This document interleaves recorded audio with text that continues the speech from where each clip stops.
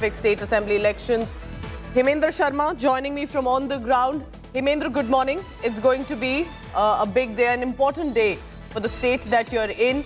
But what a big test for Shivraj Singh Chouhan, 18 years almost in government, anti-incumbency or not, that will be seen. But what are the cues looking like? What are the arrangements looking like? And why should we say Madhya Pradesh is very crucial, as much for the state, Hemendra, as for 2024? A very good morning to you, Pooja.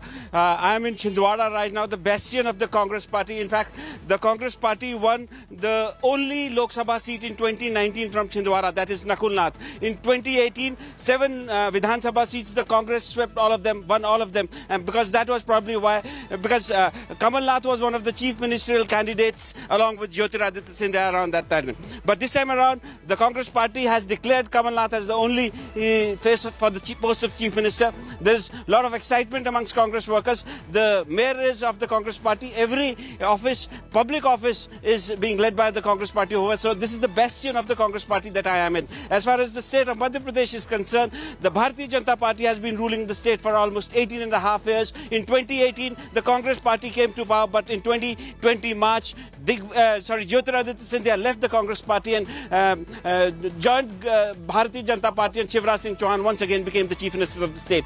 A lot of anti-incumbency factor, and probably that is one reason why the Bharatiya Janata Party did not declare Shivraj Singh Chouhan as the face for the post of chief minister. They fielded 7 members of parliament that included 3 union ministers and also a national general secretary in the form of Kailash Vijayvargiya. Many of them were reluctant, so that shows that the Bharatiya Janata Party, there was a lot of ifs and buts, and there was a lot of anti-incumbency being talked about. But Shivraj Singh Chouhan, in the run-up to the elections, brought the Ladli Behna Yojana, 1,250 crore rupees being transferred every month directly to around 1.25 crore women.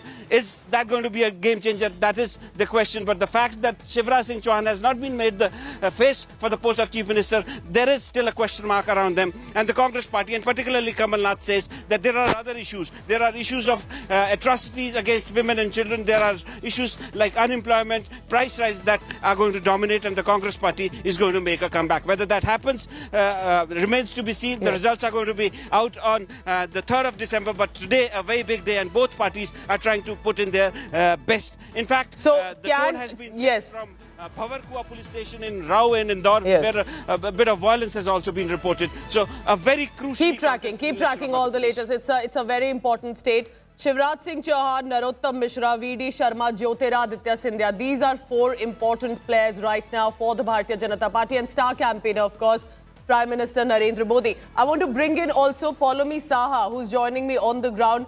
Poulomi, because this is as much about, of course, Shivraj Singh Chouhan's big test and Madhya Pradesh. There are scheduled caste, scheduled tribe, and 230 is a big number. But let's not kid anyone. Madhya Pradesh is very crucial, as much for the BJP to show that they can win 2024 also. There is that connect. How important do you think for the Bharatiya Janata Party will be Madhya Pradesh? Well, very important and very crucial as far as the BJP is concerned. This has been a citadel of the BJP, the Saffron organization, since 2003, aside from the 15 months when the Congress was in power, when, of course, elected to power in 2018. They had a wafer-thin margin over the BJP, and they formed government for 15 months before Jyotiraditya Scindia, in fact, defected to the BJP along with 22 legislators of the Congress party. So, as you pointed out earlier itself, Pooja, it is going to be a grudge fight as far as the BJP and the Congress are concerned. We're standing here in the Gwalior East constituency, not very far, in fact, from the Jaivilas Palace, which is where the royal family of the Scindias actually live. And here is where the polling is taking place. I'll ask my camera person Ajay to show you the pictures. Some early voters who've arrived over here to cast their ballot. In fact, as I was coming over here, I did see a lot of morning walkers already up and about. So clearly, people over here in this area at least seem to be early risers. So we're hoping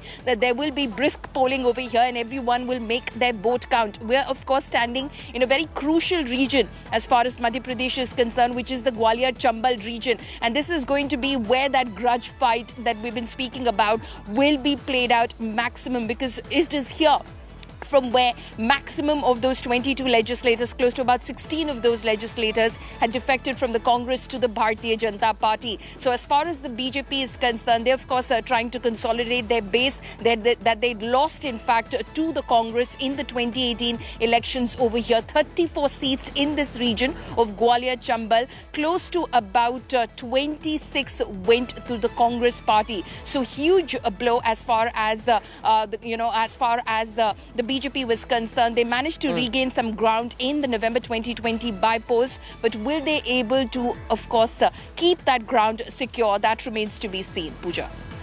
All right, so I want to now ensure that our viewer knows what important locations our colleagues are from.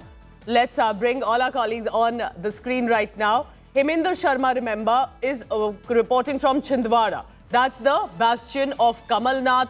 He's literally, it's an erstwhile ruling kingdom as well, so that's where he is seen from. Gwalior, of course, we know, has been Singh Deo's bastion in terms of, again, not as much politically for the BJP, but with regard to his family.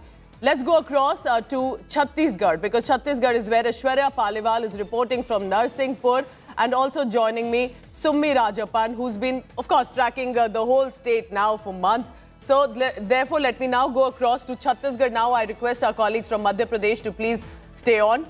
In Chhattisgarh, Summi, it is, of course, for the Congress party that they would want to retain, specifically like Rajasthan, they would want to retain Chhattisgarh too. But 70 seats, second phase today, very crucial. What is it looking like? Are people already deciding to queue up, or it's a slow start?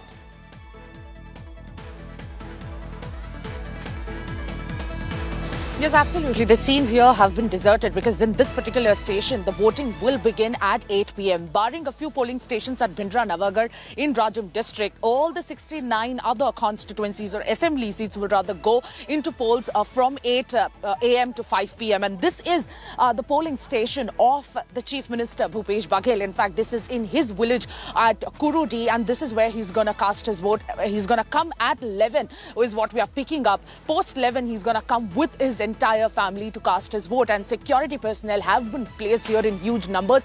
People haven't started queuing up as the voting will begin at 8, and there's still an hour to go. But this time around is going to be a close call between the Bharatiya Janata Party and the Congress, because the fate of the incumbent Chief Minister of Chhattisgarh, Bhupesh Baghel, will be sealed today. Patan is very important. In fact, it is the highest profile seat of Chhattisgarh, and it's going to witness a triangular fight with Chief Minister Bhupesh Baghel from Congress and Vijay Baghel, the sitting MP from BJP. In fact, we have to remember that Vijay Baghel is his distant nephew as well. So this time it's going to be Kaka versus Bhatija. Kaka is what Chhattisgarh Bhupesh Baghel is called fondly here, and in fact they are from the same family, and distant relatives have been pitted against from both the parties, and it is going to be a triangular fight because former Chief Minister Ajit Jogi's son Amit Jogi has also filed his nomination from this very seat. So it's going to be an interesting fight. And in fact, this is going to be the fourth time when Chief Minister Bhupesh Baghel has been pitted against Vijay Baghel.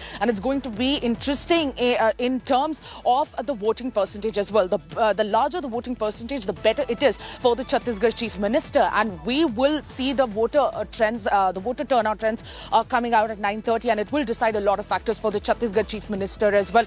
And we see the polling station as of now is deserted. Security personnel have been put in place, and the media is not allowed to go inside at all.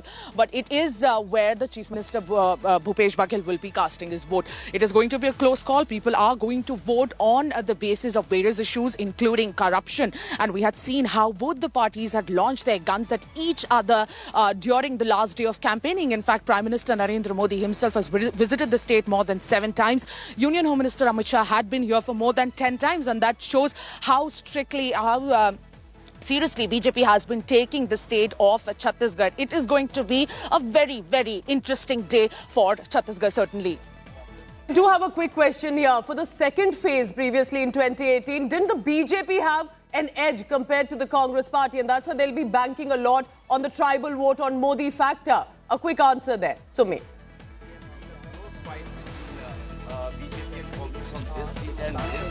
In fact, in all the 70 seats that are going for polls today, 55 out of all these 70 seats went to the Congress. In fact, BJP had I beg your pardon, Congress had an edge last time around, and BJP was restricted to 15. Out of these 70 seats, BJP had secured 15 and 33% of votes. Congress had an edge, however, with 43% of vote, and that was a whopping voting difference that both the parties had. However, Chhattisgarh is a state where both the political parties haven't had a voting percentage difference of 2%. And in 2013, if you look at it, there was a basic difference of 0.75, and it has been a close call in all the 4 elections that have been held. This is going to be the 5th election, and we are going to see a neck-to-neck fight between both the political parties. Congress had definitely the edge last time around as well. Congress is banking heavily on the state of Chhattisgarh. Remember, Chhattisgarh is very interesting. The manner in which they voted for Lok Sabha 2019 was very different from how they voted in state assembly elections in Chhattisgarh. Meanwhile, let's go across to Madhya Pradesh. It's with the assembly election polling that has started. Madhya Pradesh will be voting on 230. But we have some news coming in. Take a look at these visuals. It does not look like a peaceful start for Madhya Pradesh elections. BJP Congress workers came face to face. Police fired tear gas as well. There were commotion reported right outside the police station. Hemendra Sharma is joining me quickly on that. Hemendra, what location was this in Indore? What exactly happened? Because just a night before elections, such violence. And I also see smoke that has emanated from that area, scuffles being seen. What happened? Well, this happened late last night or early morning today, and this is the Rao Vidhan Sabha, and this comes under the Bhavar Kua police station. Jitu Patwari of the Congress party, who's the sitting MLA, he's contesting elections, and Madhu Verma from the Bharatiya Janata Party is challenging him. Late last night, there were reports that some people were distributing something to the electorates, trying to convince them to vote for them, and this was noticed by members of the other party, and this led to a scuffle. Initial reports suggested that it was the people who were distributing these gifts, they were supporters of Jitu Patwari. Police reached this spot. They tried to diffuse the situation. This led to a scuffle. After the scuffle, there was further argument. People started arguing each other. Then the situation became such that police had to intervene. And when the situation couldn't be brought under control, police had to resort to mild lathi charge, and thereafter tear gas was also used to disperse the crowd. The situation out there at Rao is right now under control, but still tense because this is the beginning of an election, a fiercely contested election. Madhya Pradesh goes to the polls in the single phase today. All 230 seats are going to the polls today, and Indore in particular considered stronghold of the Bharatiya Janata Party, and Jitu Patwari, a sitting MLA, challenging the Bharatiya Janata Party in Indore. So their sort of scuffle at the beginning of the election is not a very good sign, but nevertheless the situation is still under control. All right, so tracking all the latest on that, Madhya Pradesh, and this shows that tempers are clearly running high. 230 constituencies, and also in important areas with the scheduled caste and scheduled tribes as well, where are specific seats, high number for any state assembly this time, and that are heading for elections, which Hemendra Sharma, Paulomi Saha, Aishwarya Paliwal will be there on the ground tracking the latest. This is, remember, a countdown to the big 2024 semi-final 2, where a highly anticipated showdown.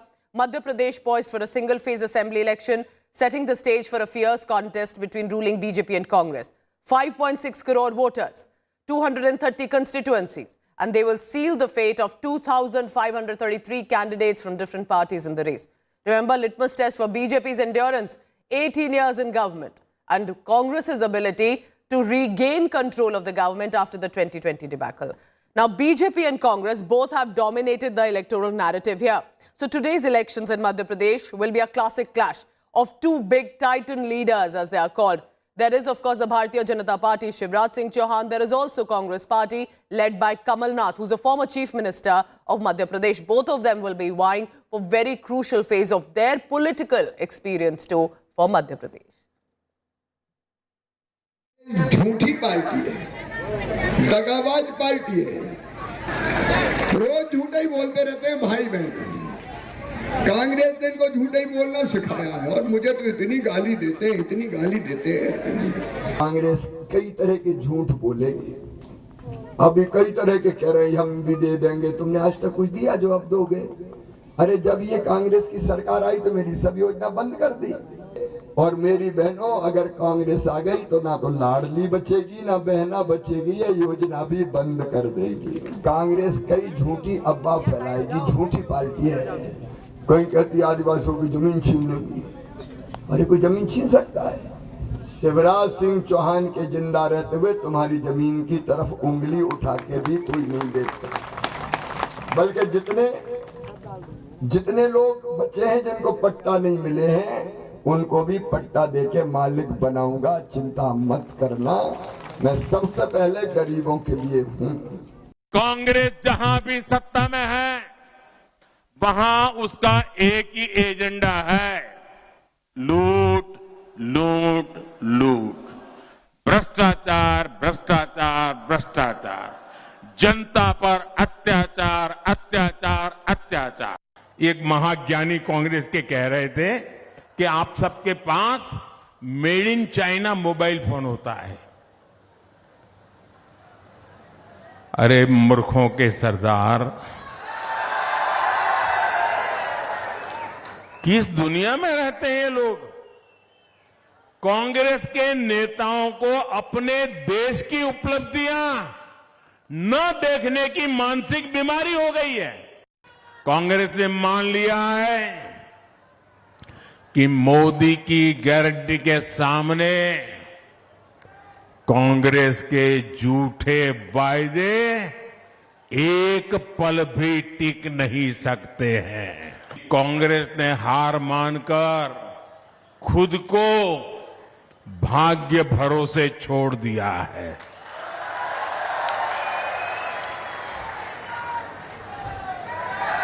अब साधु महात्माओं के पास दोहरे धागे के लिए जा रहे हैं, कुछ नसीब खुल जाए।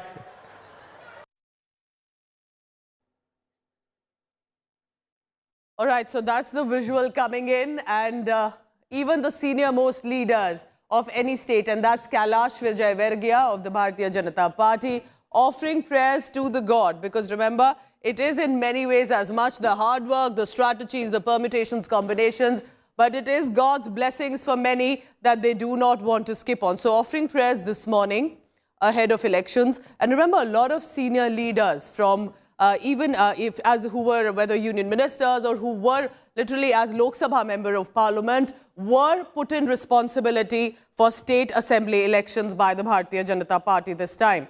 Kailash Vijayvergiya, senior leader of the party, offering prayers. This is, it appears that it is his residence as well, and we'll go across and try and catch a word also from Kailash Vijayvergiya in just a short while. But an important moment, remember, for any neta associated with Madhya Pradesh, given the responsibility, and that perhaps reflects that Kailash Vijayvergiya was one of those senior leaders who was given that, that duty to ensure that Shivraj Singh Chouhan returns as the Chief Minister, basically the Bharatiya Janata Party wins the election.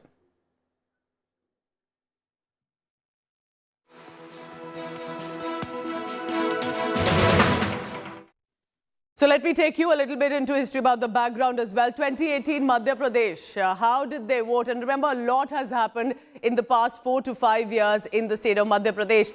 It was 114 for the Congress party out of 230 seats and 109 for the Bharatiya Janata Party. Others got 7. But we saw what happened in the past few years, specifically the manner in which Jyotiraditya Scindia had jumped from the Congress party into the Bharatiya Janata Party, how BJP has managed to retain the government in the state of Madhya Pradesh. But that is where it's going to be crucial with regard to how Shivraj Singh Chouhan, if and when he can possibly retain. What was the vote share about? How did the people vote for the BJP and for the Congress party? It was very close, 41% for the BJP and for the Congress party. Can this bring a surprise? Because anti-incumbency will be a big issue. Can Shivraj Singh Chouhan government beat that in Madhya Pradesh? Listen in now to the opposition leader, Kamal Nath, who's leading the United Congress Party. He's been a former chief minister, veterans, very senior leader of the Congress Party, political expertise at his hand. Can he bring the Congress Party back to Madhya Pradesh? Here's what he told India Today.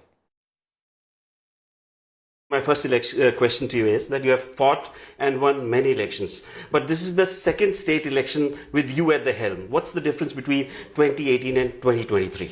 And the first thing is, when the 2018 election was held, had been the PCC president only for 4 months. Yes. Now, I've had 4 years, I've built the organization, and our contest is not with the BJP alone, but with the organization of the BJP. And that's what I built in the last 4 years. Sir, in March 2020, when your government fell, everyone thought that you would be packing your bags and flying off to Delhi, but that didn't happen. Is this election some kind of an avenging kind of an act? The way they brought down your government? I don't avenge anything. For me, it was a pursuit of fulfillment that we must save Madhya Pradesh from the hands of the BJP. And today, that is what I'm talking about. Sir, in 2018, I saw you campaign. At that point in time, a lot of reference was made about the Chhindwara model of development. This time around, when we see the campaigning of the Congress party, there is not much of a reference to that. Why is it so? It's not any particular reason. Just now there are other issues. Corruption, unemployment, farmers' distress, small traders. Everybody is unhappy with the government. And that is my appeal to the people of Madhya Pradesh to vote for the truth. Sir, we have seen over the period of time, I mean, ever since you came to Madhya Pradesh, there is a lot of religious thing coming into the political discourse. You built the biggest Hanuman idol in Chhindwara. But that was not part of the political discourse in 2023. Now this is being talked about by Congress. Is it because the Congress is not talking about it? The BJP. I built this temple 14 years ago, yeah. and yes, there's no politics in it. Yeah, there's no politics in it now. So the BJP gets a stomachache if I visit a temple, if I say prayers. Why should it bother them? Why do they bring religion onto a political platform? And why do they take politics to religion? Sir, in the run-up to the elections, the BJP brought in this Ladli Behna Yojana. They are giving 1,250 rupees to almost 1.25 crore women. You have also said that 1,500 would be given to women. But sir, my question is that since they are already giving this money to women, do you think that this would impact the outcome of elections? These women voters could get attracted towards the BJP? I had first announced 1,500. Shivraj Singh, after 18 years, made his Behan Ladli. So if that is Kamal Nath of the Congress party, what's Union Minister Kailash Vijayvargiya saying right now in Madhya Pradesh to Saeed Ansari? नेताओं का एक विशेष गुण रहा है और इसलिए एक minute ऐसा है कि उनका एक गुण रहा है कि हमेशा विपक्ष को पछाड़ना। जब ये निर्णय लिया गया कि वरिष्ठ लोगों को लड़ना है तो कांग्रेस 6 महीने तक तो बेहोश रही, उनको समझ में नहीं आया कि क्या निर्णय लें। और इसलिए हम मानते हैं कि वरिष्ठ नेताओं का निर्णय बहुत जबरदस्त था और उसके कारण एकदम हमको बढ़त मिल गई और उसी दिन से जिस दिन हम लोग डिक्लेयर हुए सरकार बनाने की श्योरिटी हो गई। कैलाश जी, आपके आने के बाद जब से आप यहाँ फील्ड में आए, यहाँ पर जो सियासी पारा का भी बढ़ गया। राव में कल जो घटना हुई, राव में सामने आ गए बीजेपी और कांग्रेस के कार्यकर्ता। आपके विधानसभा क्षेत्र में भी 24 घंटे में टसल हुआ है संजय शुक्ला और आपके समर्थकों के बीच में। ये जो राव में हुआ और इंदौर में हो रहा है, ये आखिर क्या है? ये फ्रस्ट्रेशन है कांग्रेस का। कांग्रेस को लग रहा है कि हम चुनाव हार रहे हैं तो वो इस प्रकार की हरकतें कर रहे हैं, तो हमें कोई फर्क नहीं पड़ता। सो जनता हमको भी पहचानती है, उनको भी पहचानती है।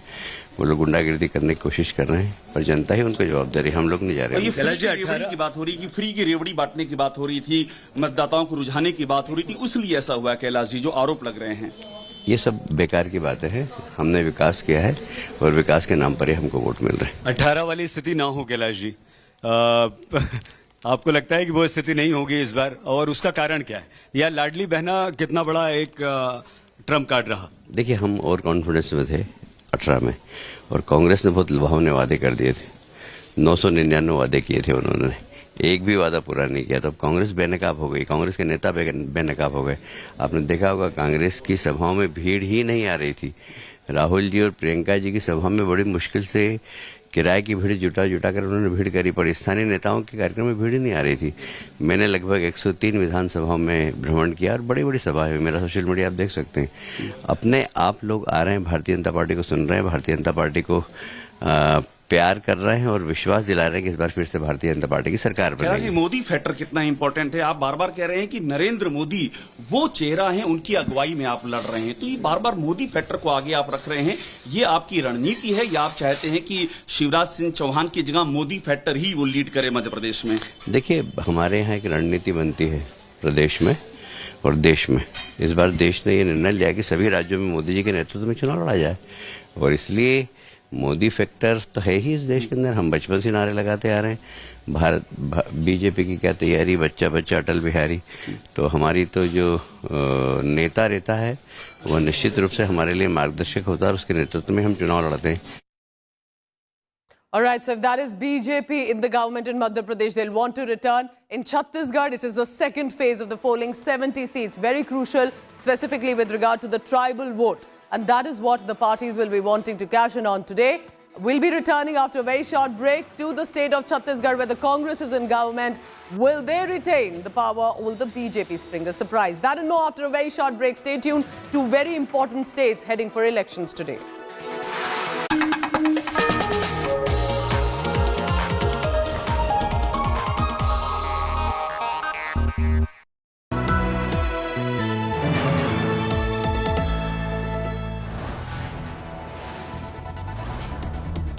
You are watching India Today, powered by Finest, Be Sustainable Change, a B&P Group company.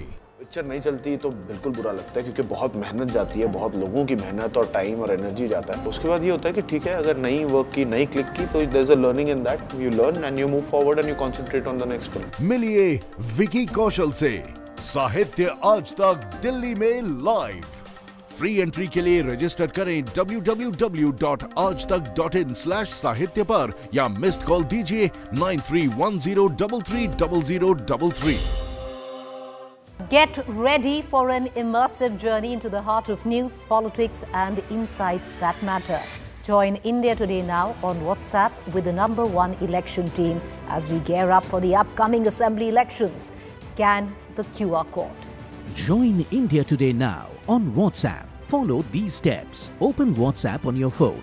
Check for a new updates tab. Select Find Channel and type India Today. After finding the channel, tap the Follow button.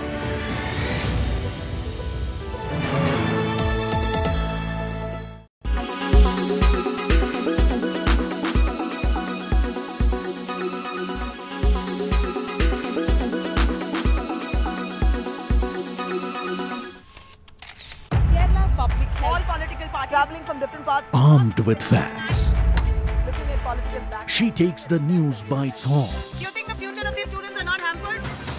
Fierce, bold and direct, setting the tone for the biggest stories from every corner and every angle.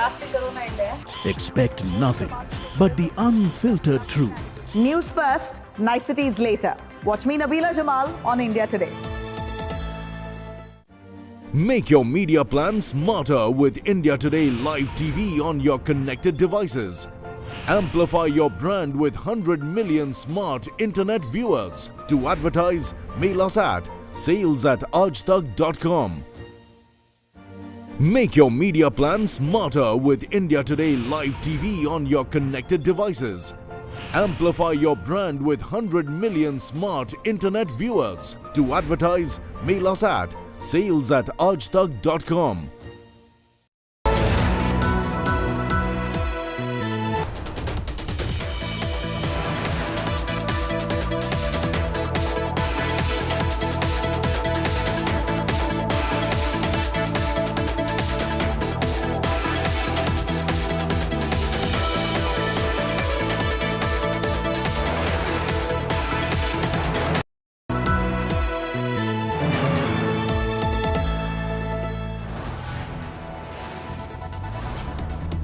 You are watching India Today, powered by Finest, Be Sustainable Change, a B&P Group company.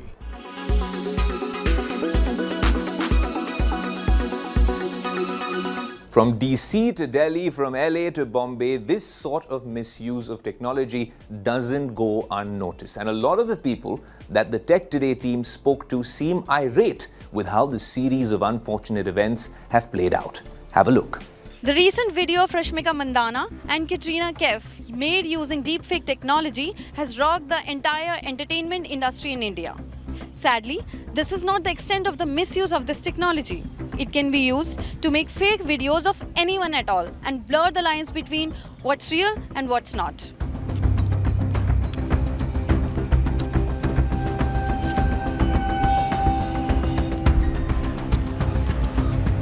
Does this incident make you, concerned about you posting your own pictures and all on social media platforms? Definitely, yes. The AI technology is letting anyone use your social media image, and they can crop it, if I can say in a layman language, and they can put another person's picture. So I think the same thing has happened with Katrina Kaif also. Right now, since most of celebrities' pictures are there on social media, everybody has access to everything. So and AI has become so much powerful. It's very powerful that anybody can do anything. Since I am a woman and I am there on the social media and I also post my pictures and videos, I think it's very concerning that something like this is happening. I think it's very dangerous. There should be very strict actions that should be taken against it so that it does not happen with somebody else. What do you think? How can people be safe from such scenario? The government has to put it in its foot. There has to be laws. The authorities have to be aware. There should be a law in the country. I really respect whoever is in charge of the social media, whatever it is, to please make some strict rules.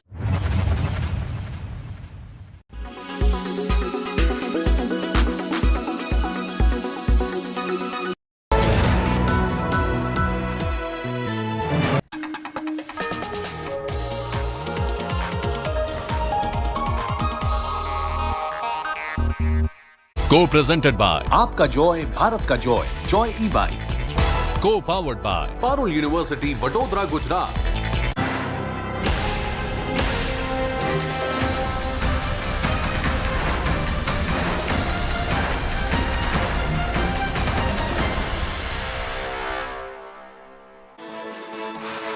Welcome back. It is the second phase for the Chhattisgarh State Assembly elections, too. Very important for the Congress party to retain government ahead of 2024, and very important for the Bharatiya Janata Party to be returning to the government, making inroads into the state again because of 2024 elections. So remember, this is as much for Chhattisgarh, for Madhya Pradesh, but it is also about a countdown to 2024 elections. It will refer to how the parties are seen in these respective states. 70 seats for Chhattisgarh. But how did they vote in the second phase in 2018 Assembly elections? Let me take you through the background, and will it be a surprise this time or not? Very interesting, in 2018, very easily, Congress party had managed to win. Take a look at this. It was only 13 for the Bharatiya Janata Party, but a whopping 51 out of 70. So there was not even a very close margin, while other seats went to about 6. It was a clear sweep for the Congress party. But I want to add here, it was very different for the Lok Sabha elections in 2019. BJP got a thumping majority in the Lok Sabha polls for Chhattisgarh. So there is, of course, that differentiation too. Sumi Rajapan, who has been reporting extensively from the state of Chhattisgarh, who knows exactly what's been happening on the ground. Sumi, this is going to be very important. Unlike Madhya Pradesh, where there was a change of government also in 2020, but for Chhattisgarh, it has been a good run for Bhupesh Baghel, but it's also been a very good run earlier for Raman Singh. So it is where BJP is also as confident. But how do you think the Congress will want to ensure they get this government? How are they ensuring there is no anti-incumbency for Bhupesh Baghel? Sumi.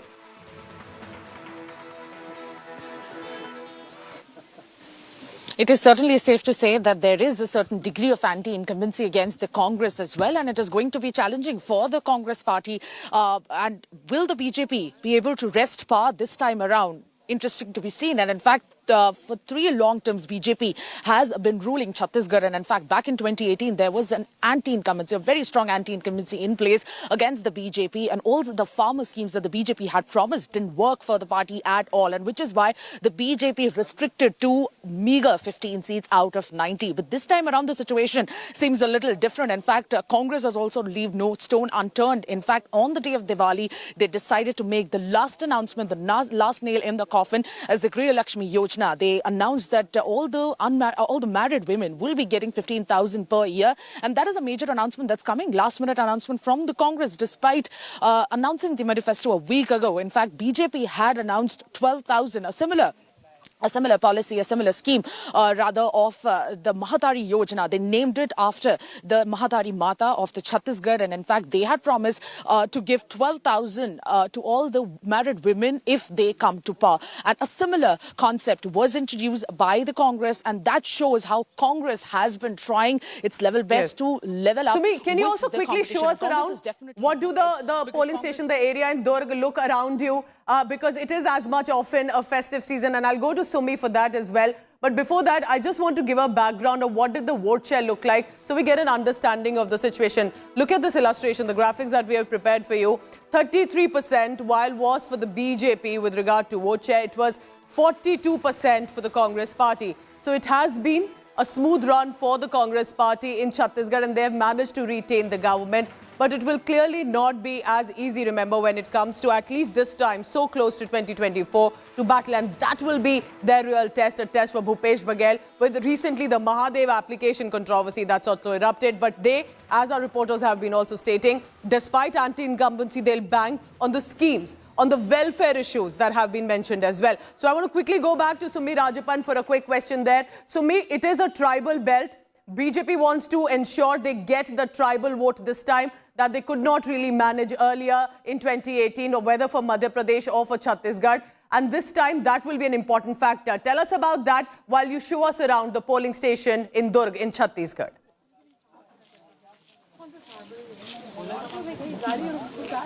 Yes, absolutely. Tribal vote bank, 32% of the population comprised of the tribal vote bank here, 29 scheduled tribe seats. And in fact, in the last polling that happened on the 7th, 12 out of 29 ST seats went for polling, and this time around 17 ST seats will be going for polling. And as you asked, I'm going to show you around this particular polling station is where Chief Minister Bhupesh Baghel is going to come to cast his vote. In fact, he will come with his family post 11, and that's what we are picking up at the moment. But this entire polling station has been deserted so far. There's less of movement as of now. But people had started queuing up. However, after finding out that the voting will begin at 8, they left. A few people, a handful of people. However, we are witnessing the CRPF personnel deployment, quite stringent deployment here.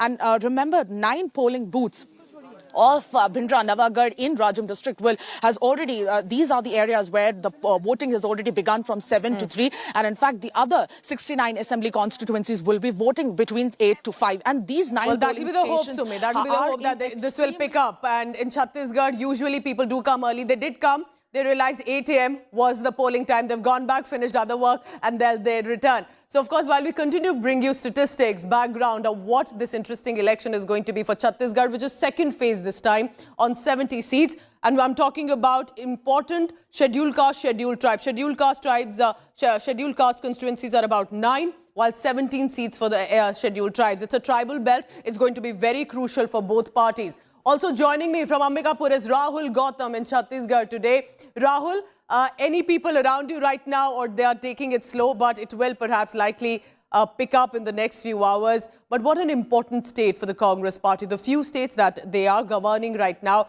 in the country, apart from Rajasthan heading for elections, is also Chhattisgarh. They wouldn't want to miss out on this state.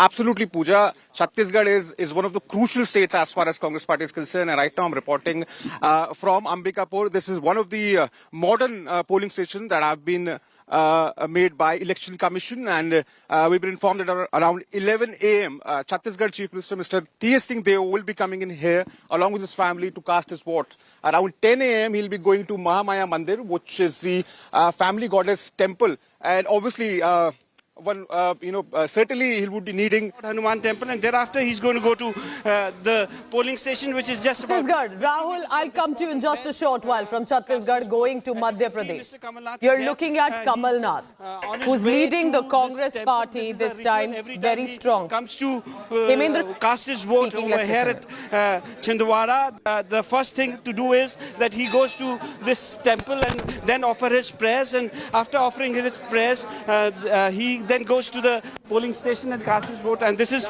a ritual that has been happening ever since he has been contesting elections over here in Chhindwara. So as you can see, Mr. Kamal Nath.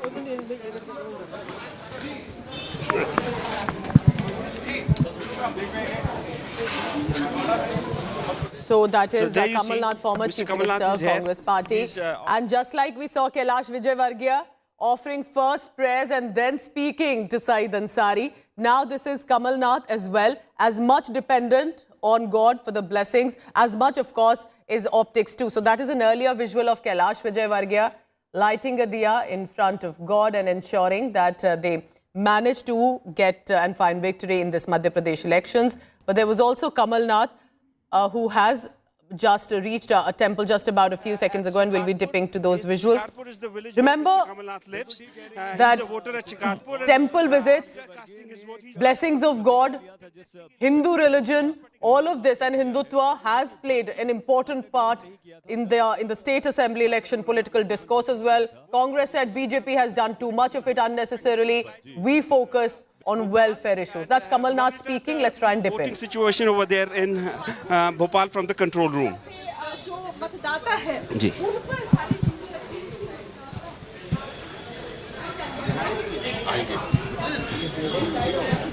The man you're looking at is a former Chief Minister of Madhya Pradesh. He'll want to return to the government. Remember, it was the Congress party that had won in 2018. And with a good number in the state of Madhya Pradesh. But it was in 2020 when Jyotiraditya Scindia rebelled and went to the BJP, the government collapsed. And then, of course, Shivraj Singh Chouhan returned to a nearly over 18 years of government in the state of Madhya Pradesh. But now under the leadership of Kamal Nath, because he didn't leave. As my colleague Hemendra Sharma asked him, he didn't pack his bags and left. He returned, got the Congress party united. Hemendra, coming to you. So Hanumanji's blessings today, this morning, and as much as Kamal Nath may want to say that religion may not be playing an important role in politics and optics, it is in many ways. Whether it's personal, of course, as it appears for blessings, it is, of course, in some way political optics. Go ahead. Well, Mr. Kamal Nath is a Bhakt of Lord Hanuman, and Mr. Kamal Nath has built the biggest idol of Lord Hanuman over here in Chhindwara. And Mr. Kamal Nath, it's a ritual for him every time Mr. Kamal Nath goes to cast his vote. This has been happening ever since he has been casting his vote over here in Chhindwara. He's here at this Sonsar constituency. He's not a from this constituency, but Shikarpur is part of Sonsar, and Sonsar is where he casts his vote every time around. Mr. Kamal Nath has been, and here you see Mr. Kamal Nath is coming and offering his prayers to Lord Hanuman. He is a Lord Hanuman Bhakt. He has been, as I told you, he has built the biggest idol of Lord Hanuman over here in Chhindwara. And every time Mr. Kamal Nath casts his vote, he comes to Chhindwara and offers his prayers to Lord Hanuman. And he's accompanied by the Member of Parliament from Chhindwara, Mr. Kamal Nath. He's also here. They are offering their prayers. And as you can see, after offering these prayers to Hanuman, Mr. Kamal Nath will be going to the adjoining polling booth where he's going to cast his vote. No matter how you say, what you say, that religion is not part of the political discourse, but the BJP in Madhya Pradesh has been trying to make construction of Ram Temple as an issue, and to which Mr. Kamal Nath has responded that he has never brought religion to his politics, and it is a matter of his personal faith that he has constructed the temple, and also it's a matter of his personal faith that he always Heminder, this is his home turf. 9 times Member of Parliament from Chhindwara, so he knows the constituency fairly better than many other netas do. Sir, one small question.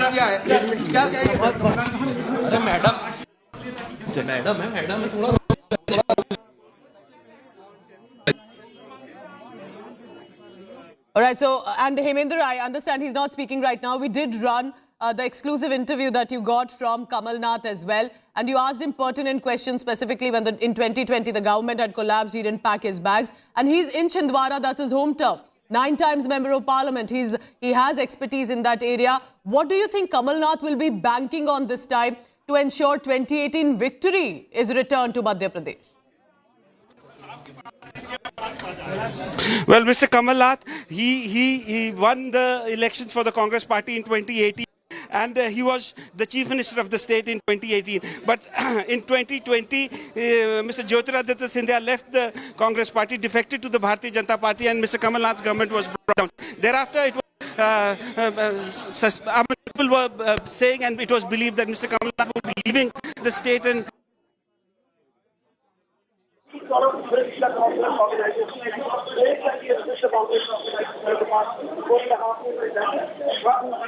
Hemendra, I'll come to you in just a short while. This is presently, there's an audio issue there with Hemendra. He's tracking Kamal Nath, who's leading a united Congress party. Former Chief Minister, 9 times Member of Parliament. He's the strongest face Congress party has in the state of Madhya Pradesh. And he's got them the victory. He got them the victory in 2018. But of course, we saw with Singh Deo's rebellion that the government collapsed and BJP returned to power in Madhya Pradesh. So an 18-year run for Shivraj Singh Chouhan, but then we had a heavy anti-incumbency factor too. Can Shivraj Singh Chouhan, can the Modi factor beat it, return to 2023 in government, or Kamal Nath will again not only give the victory this time, but ensure a 5-year run for the Congress party? It's a very crucial state that the Congress party and the BJP both are banking on. And we'll go across to Hemendra Sharma as and when we possibly can establish that audio line. But look at the visuals on your screen. All hard work aside, as our colleagues on the ground are telling us, that of course, while religion, religious discourse has been a part of political narrative, electoral narrative this time, but it's also personal faith. Kamal Nath, a Hanuman Bhakt, offering prayers to the Lord Hanuman statue there in Chhindwara, near Chhindwara. Then there's Kailash Vijayvargiya of the Bharatiya Janata Party offering prayers at his home. It is an important day. They have put in all the strategies, the permutations, combinations. They have ensured that they've done what needs to be done on the ground. Now, of course, a bit of added blessings from the God to ensure their victory is to them. And it is important for both BJP and the Congress party. So we are looking at 230 constituencies, one of big states that any party would want to ensure that they are in government about. And with also a tribal vote bank, there are about scheduled castes 35 seats, scheduled tribes about 47. And Madhya Pradesh and Chhattisgarh were where the Bharatiya Janata Party couldn't really get a good tribal vote. And it is a tribal belt that the Bharatiya Janata Party will want to ensure they have the confidence of this time. But the Congress party knows that if they can win 2018, which was a public margin, public mandate, I correct myself, and they got it in Chhattisgarh too, why there is no reason that they cannot win 2023 elections too. Also remember, while there are political veterans literally from whether it's Shivraj Singh Chouhan to Kamal Nath, in Madhya Pradesh there are also about first-time voters. 22 crore, we are being told, are possibly the first-time voters in the state of Madhya Pradesh, and that's going to be very important. 64,523 are the polling booths, and this is where the decision will be taken about whether they want the Bharatiya Janata Party to win a public mandate this time, or will they again vote for the Congress party. Remember, Prime Minister Modi also was campaigning in Madhya Pradesh, and that reflects how crucial, high stakes this state is for both parties. And for Congress party, there was Rahul Gandhi campaigning for Kamal Nath and the leaders.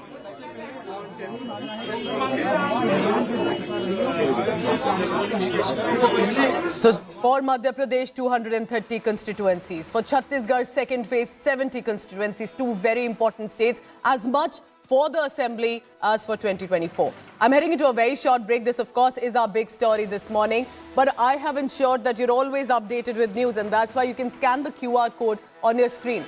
It will keep you updated with election news with our top election team on the ground as well. I'll be returning shortly after a break.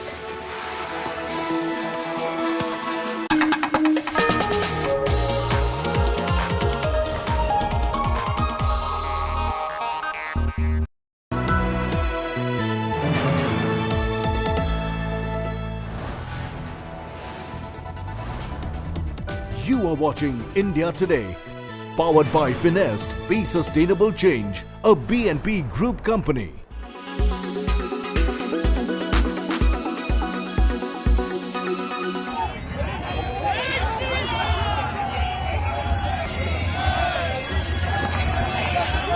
BJP's T. Raja Singh is eyeing a hat-trick in Telangana this time. He is a two-time winner from Goshamahal constituency. As State of War Telangana hots up, T. Raja Singh has trained his guns on Asaduddin Owaisi, accusing the AIMIM chief of selling minority votes. आज MIM ने 2018 का चुनाव जब आया था, वो समय पर भी असदुद्दीन ओवैसी ने दारुसलाम में बैठकर मुसलमानों के वोट को टीआरएस के हाथों बेच दिया, जो आज की बीआरएस है। 2014 हो या 2014 से पहले के चुनाव हो, हर बार गोशामहल माइनॉरिटी के जितने भी वोट है कांग्रेस को वो बेचते थे। Owaisi has hit back, branding T. Raja frustrated. Frustration में है, बुज़दिल है, मायूसी छा गई उन लोगों में और उनको नजर आ रही है अपनी शिकस्त। 2014 में हम नहीं खड़ा किए, मुकेश जी सपोर्ट करे, लेट मुकेश गौड़ साहब की हार गए। 2018 में कांग्रेस वोट काटी वहां पर, आप देखिए कितने परसेंट वोट कांग्रेस ली। A twist in the Goshamahal tale has been added by a former neta of Owaisi's party. Khaja Bilal claims that AIMIM chief is working against minorities. हम पार्टी में रहते हुए असदुद्दीन ओवैसी साहब से हमने बार बार ये पूछा कि गोशामहल से एमआईएम को एक अच्छी सी स्ट्रेटेजी बनाना चाहिए और वहां पर हम कॉन्टेस्ट करना चाहिए, लेकिन असदुद्दीन ओवैसी साहब को पता नहीं ये टी राजा सिंह से ऐसी क्या मोहब्बत है जो उस मोहब्बत के मद्देनजर उन्होंने वहां पर कैंडिडेट नहीं डाला। असद साहब की नजर में अजहरुद्दीन को हराना जरूरी है, राजा सिंह को हराना जरूरी नहीं है।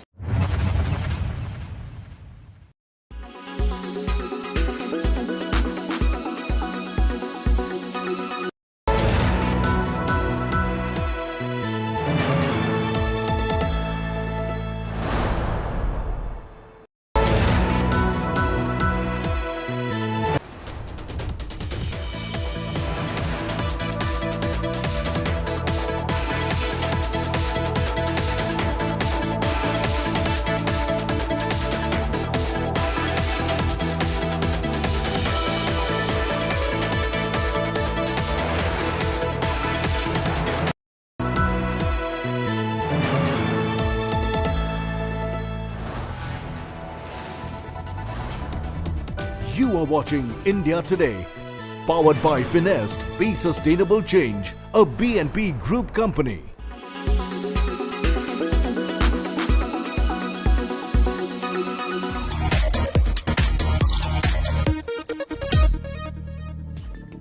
The big launches from Google to the festive sales here in India and all your tech queries answered and a lot more on your favorite technology show. I'm your host Ayush Alamadi and this is Tech Today. Well, if Techtember was dominated by the iPhone 15 announcement, Techtober is all about stock Android from the house of Google. The new Pixels are here on Tech Today. It's time to unbox them and let you know how AI is going to be a key feature in the new Pixel lineup.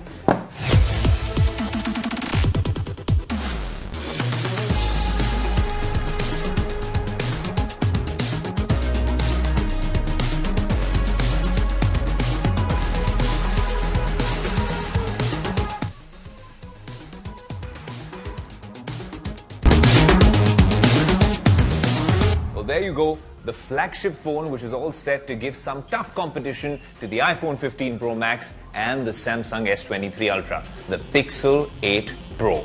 If you're a fan of stock Android and you've joined the AI revolution, this might be a worthy companion. And its younger brother, the Pixel 8. Now, both of these come with Google's new Tensor, which is a G3 chip. But with that G3 processor come a bunch of pros and cons. The pros, of course, are that you have not seen better AI tech-loaded devices in the market. This device is genuinely going to make a lot of people stand up and take notice. The cons are that, you know how they say two siblings are the, well, two eyes of the parent? That's not necessarily the case. A lot of the features that are available here won't be available here.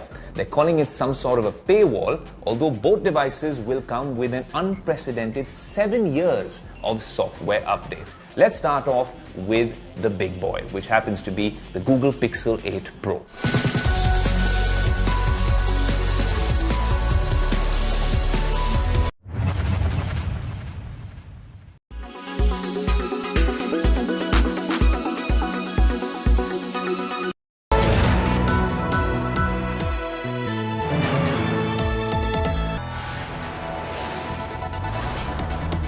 You are watching India Today. Powered by Finest, Be Sustainable Change, a BNP Group company. Uppercase never ordinary.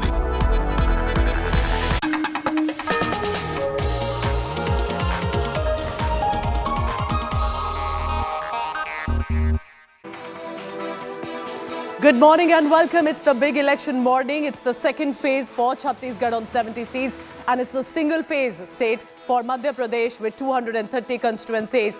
Election team of the ground, our battery of reporters, I'm Pooja Shali. We'll be together getting you this big international election update this morning. Let's begin first with the headlines. Madhya Pradesh votes for 230 constituencies. Kamal Nath on one side, Kailash Vijayvargiya on another, offering prayers before the voting begins. Singh Chouhan leaves to cast his vote. It's also the second phase of Chhattisgarh election. Chhattisgarh votes for 70 out of 90, 17 scheduled tribe seats in phase 2. It's a tribal belt. It will be important. BJP will bank on the Modi factor to return to the government where Congress is presently in power.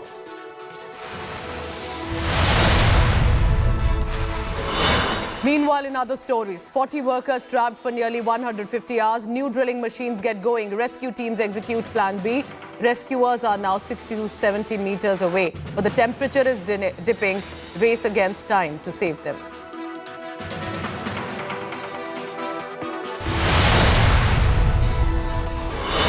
In international story, Israel reveals more Hamas horrors. Kids' bedrooms used to stock weapons. Hamas hid the rockets under babies' beds.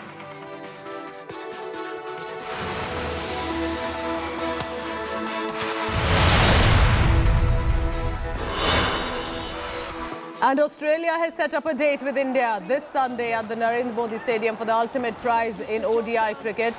Aussies brushed aside South Africa in the second semi-final. What a game of cricket. Two terrific semi-finals, but it's Australia. Co-presented by आपका Joy Bharat का Joy Joy e-bike. Co-powered by Parul University Vadodara Gujarat.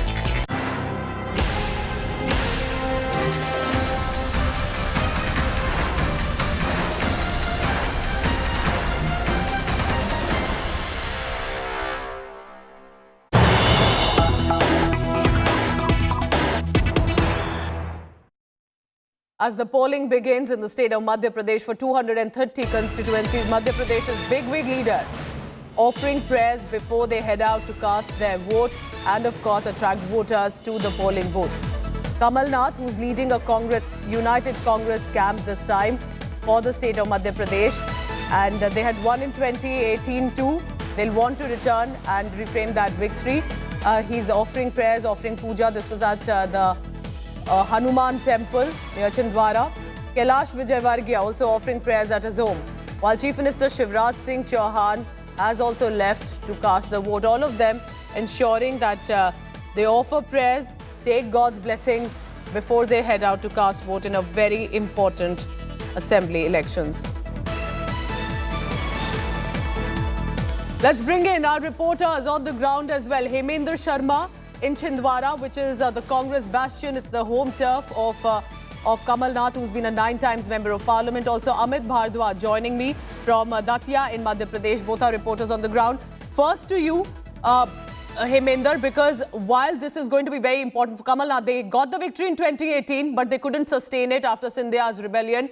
But it is also a tribal seat that is very important for Madhya Pradesh that BJP did not get really in 2018. They desperately want that tribal belt to 27, about 47 tribal seats, 20%.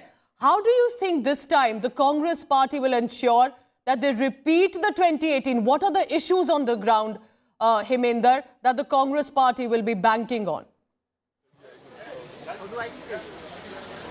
Well, before talking about the issues, let me tell you that Kamal Nath had come to this particular polling booth in Sauncer. He has cast his vote along with his son and daughter-in-law. He offered prayers at a Hanuman temple before casting his vote and has now left for his home. And from his home, he's expected to fly off to Bhopal and monitor the situation from the Congress control room in Bhopal. As far as the issues are concerned, as you rightly said, the tribal vote bank is a very important vote bank, and it is believed in Madhya Pradesh that anyone who manages to get the tribals on their side, they are the ones who rule Madhya Pradesh. In 2018, the majority seats out of the 47 seats reserved for the tribals in Madhya Pradesh went to the Congress party, and the Congress party managed to sort of come back to power after 15 long years. It was 2018 that the Congress party managed to come to power in Madhya Pradesh, but by March 2020 there was this Jyotiraditya Scindia rebellion, and thereafter the Congress government fell and the BJP was once again, the government of Shivraj Singh Chouhan was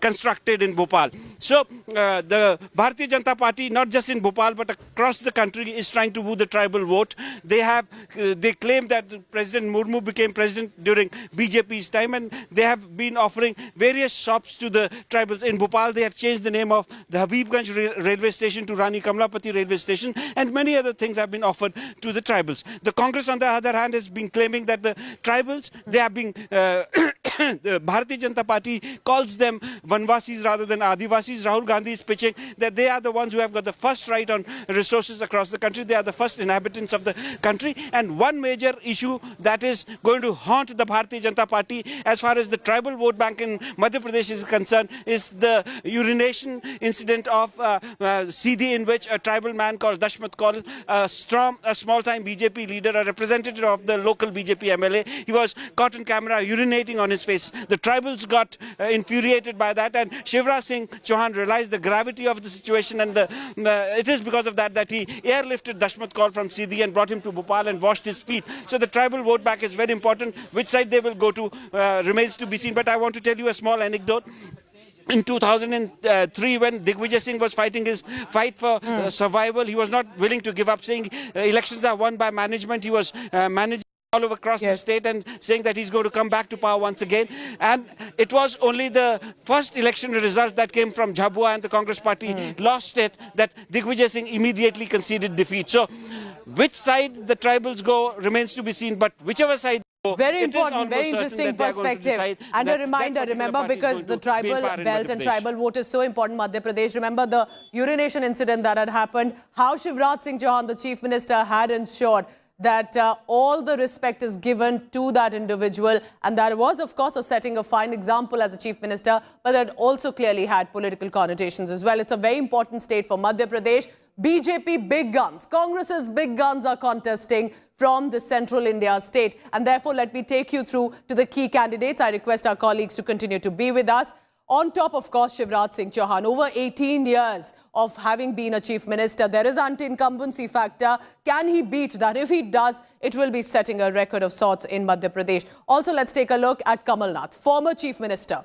Got the party to win elections in 2018, could not sustain it, but would want a repeat of that. 9 times member of parliament from Chhindwara, clearly knows Madhya Pradesh very well. There is Narottam Mishra, minister. Remember, a very important factor for the state. He has been very vocal in a lot of issues. A lot of fiery, controversial remarks have come from Narottam Mishra, who's been a minister as well. And that is why can from Datia, where our colleagues are also reporting from, Narottam Mishra regain the power in the government again? Can he at least win on his seat?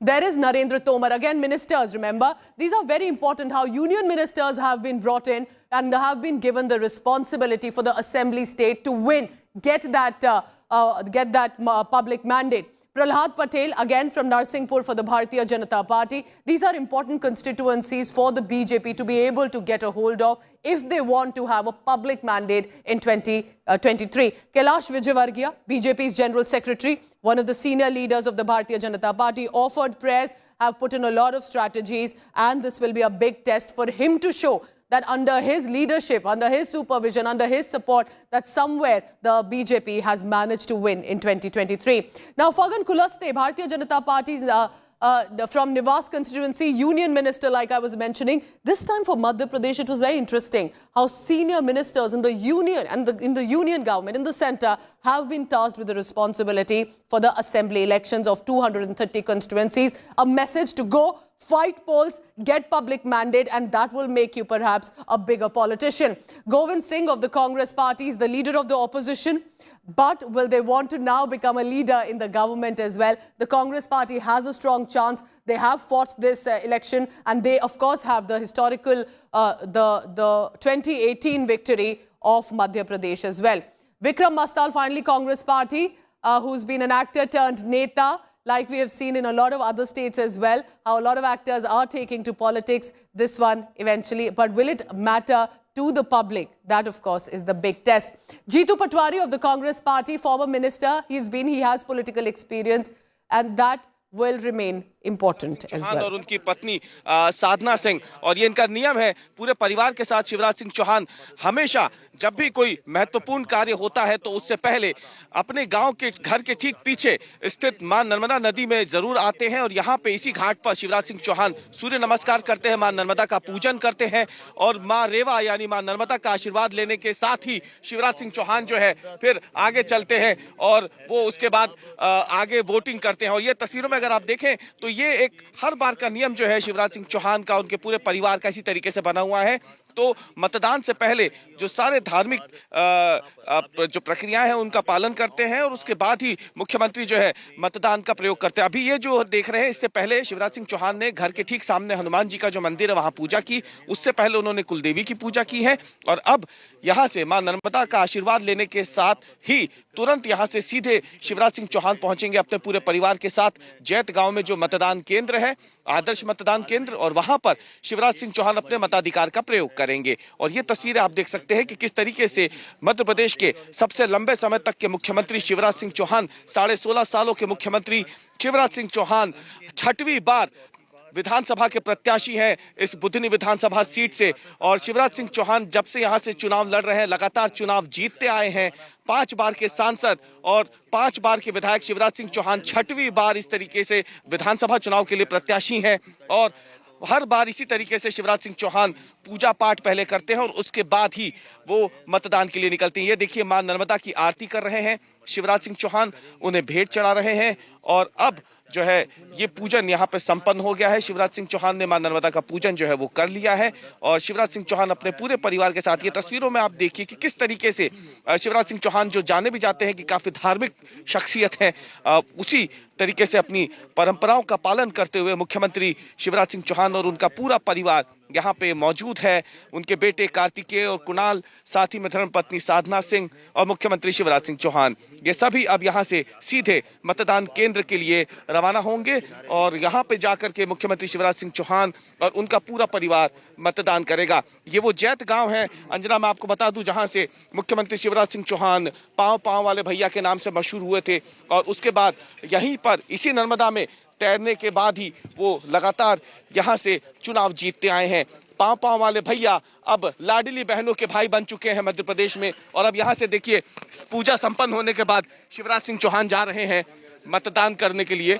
लेकिन उससे पहले अगर आप देखें तो यहाँ पे बातचीत कर रहे हैं शिवराज सिंह चौहान, जो पत्रकार यहाँ तमाम पहुंचे हुए हैं भोपाल से, उनसे बात करके अब आगे रवाना हो रहे हैं मुख्यमंत्री मतदान केंद्र के लिए। और ये एक बेहद महत्वपूर्ण पल हो जाएगा मुख्यमंत्री के लिए, उनके पूरे परिवार के लिए, क्योंकि लगातार 6वीं बार शिवराज सिंह चौहान जो हैं वो मुख्यमंत्री विधानसभा चुनाव के लिए यहाँ से अपना प्रत्याशी हैं, और अब यहाँ से वो आगे जा रहे हैं मतदान के लिए। हम कोशिश करेंगे मुख्यमंत्री से बात करने की कि यहाँ पे किस तरीके से वो मानते हैं इस बार का चुनाव कितना ज़्यादा महत्वपूर्ण, कितना ज़्यादा संवेदनशील हो जाता है उनके लिए, क्योंकि इस विधानसभा सीट से जी बिल्कुल हम बात भी कर रहे हैं, बिल्कुल पांव पांव वाले भैया आप जो हैं लाडली बहनों की, यही वो जगह है, मैं आपको बताऊं जना, इसी घाट से शिवराज सिंह चौहान जो है लगातार आशीर्वाद लेते हुए मां नर्मदा का, और उसके बाद फिर यहाँ से वो रवाना होते हैं, आगे चलते हैं। और देखिए ये शिवराज सिंह चौहान, यहाँ पे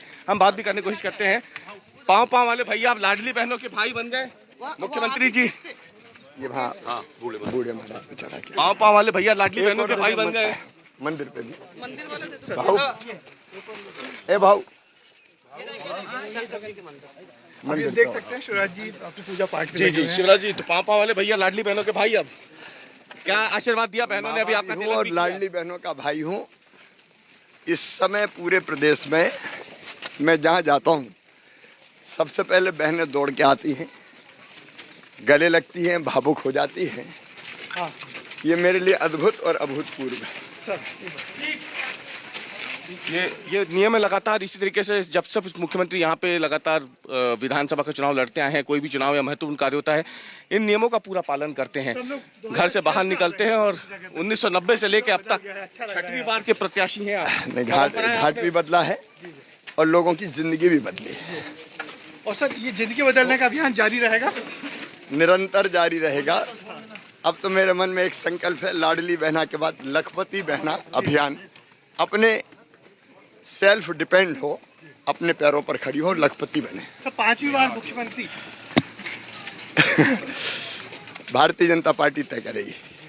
आप क्या मान के चलते हैं? लेकिन आखिरकार में तो एमपी के मन में मोदी, एमपी के मन में मामा। मैं भारतीय जनता पार्टी का कार्यकर्ता और मध्य प्रदेश की जनता का विनम्र सेवक। तो शिवराज सिंह चौहान हैं जो निकल गए हैं मतदान के लिए। आपको बताएं ये वो घाट है अंजना, जहां से मुख्यमंत्री, इसी घाट से इनका पूरा बचपन बीता, इसी गांव में, यहीं पे वो नदी में तैर करके अब एक तरीके से मध्य प्रदेश में लगातार 6 बार से उन्होंने एक तरीके से देखा जाए तो भाजपा की जो सियासी नाम है उसे भी पार लगाया है। लेकिन देखना अब यह है कि इस बार जब एमपी के मन में मोदी नारे के साथ भारतीय जनता पार्टी चुनावी मैदान में उतरी है, तो फिर आखिरकार मध्य प्रदेश के मामा, मध्य प्रदेश के भाई शिवराज सिंह चौहान इस बार किस नए रूप में, किस नए रोल में एक तरीके से मध्य प्रदेश की राजनीति में दिखेंगे, ये 3 दिसंबर को पता चल जाएगा। लेकिन जिस तरीके से अंतिम समय में पूरी ताकत झोंकी है शिवराज सिंह चौहान ने, 36 दिनों में 165 सभाएं, रैलियां, रोड शो किए हैं, जो मध्य प्रदेश में सबसे ज़्यादा है किसी भी स्टार कैंपेनर के, कांग्रेस के हों या भाजपा के हों। तो देखना अब ये है कि शिवराज सिंह चौहान किस नए रोल में दिखने वाले हैं 3 दिसंबर के बाद। All right, so that's Shivraj Singh Chouhan, and if you heard closely, he said from Ladli Behna, which has been a popular scheme of the Madhya Pradesh government, to Lakhpati Behna next. So basically hinting, if I return from Ladli Behna to Lakhpati Behna will be our focus for the BJP government. It's already slipping in possible what the next scheme is, but offering prayers right now. So if that is what the BJP senior leaders are up to, offering prayers before and while the polling has started, what is the Congress big wing? The senior most leader Kamal Nath, former Chief Minister Hanuman Bhakt, who wants to counter BJP's Hindutva up to this morning. Go across.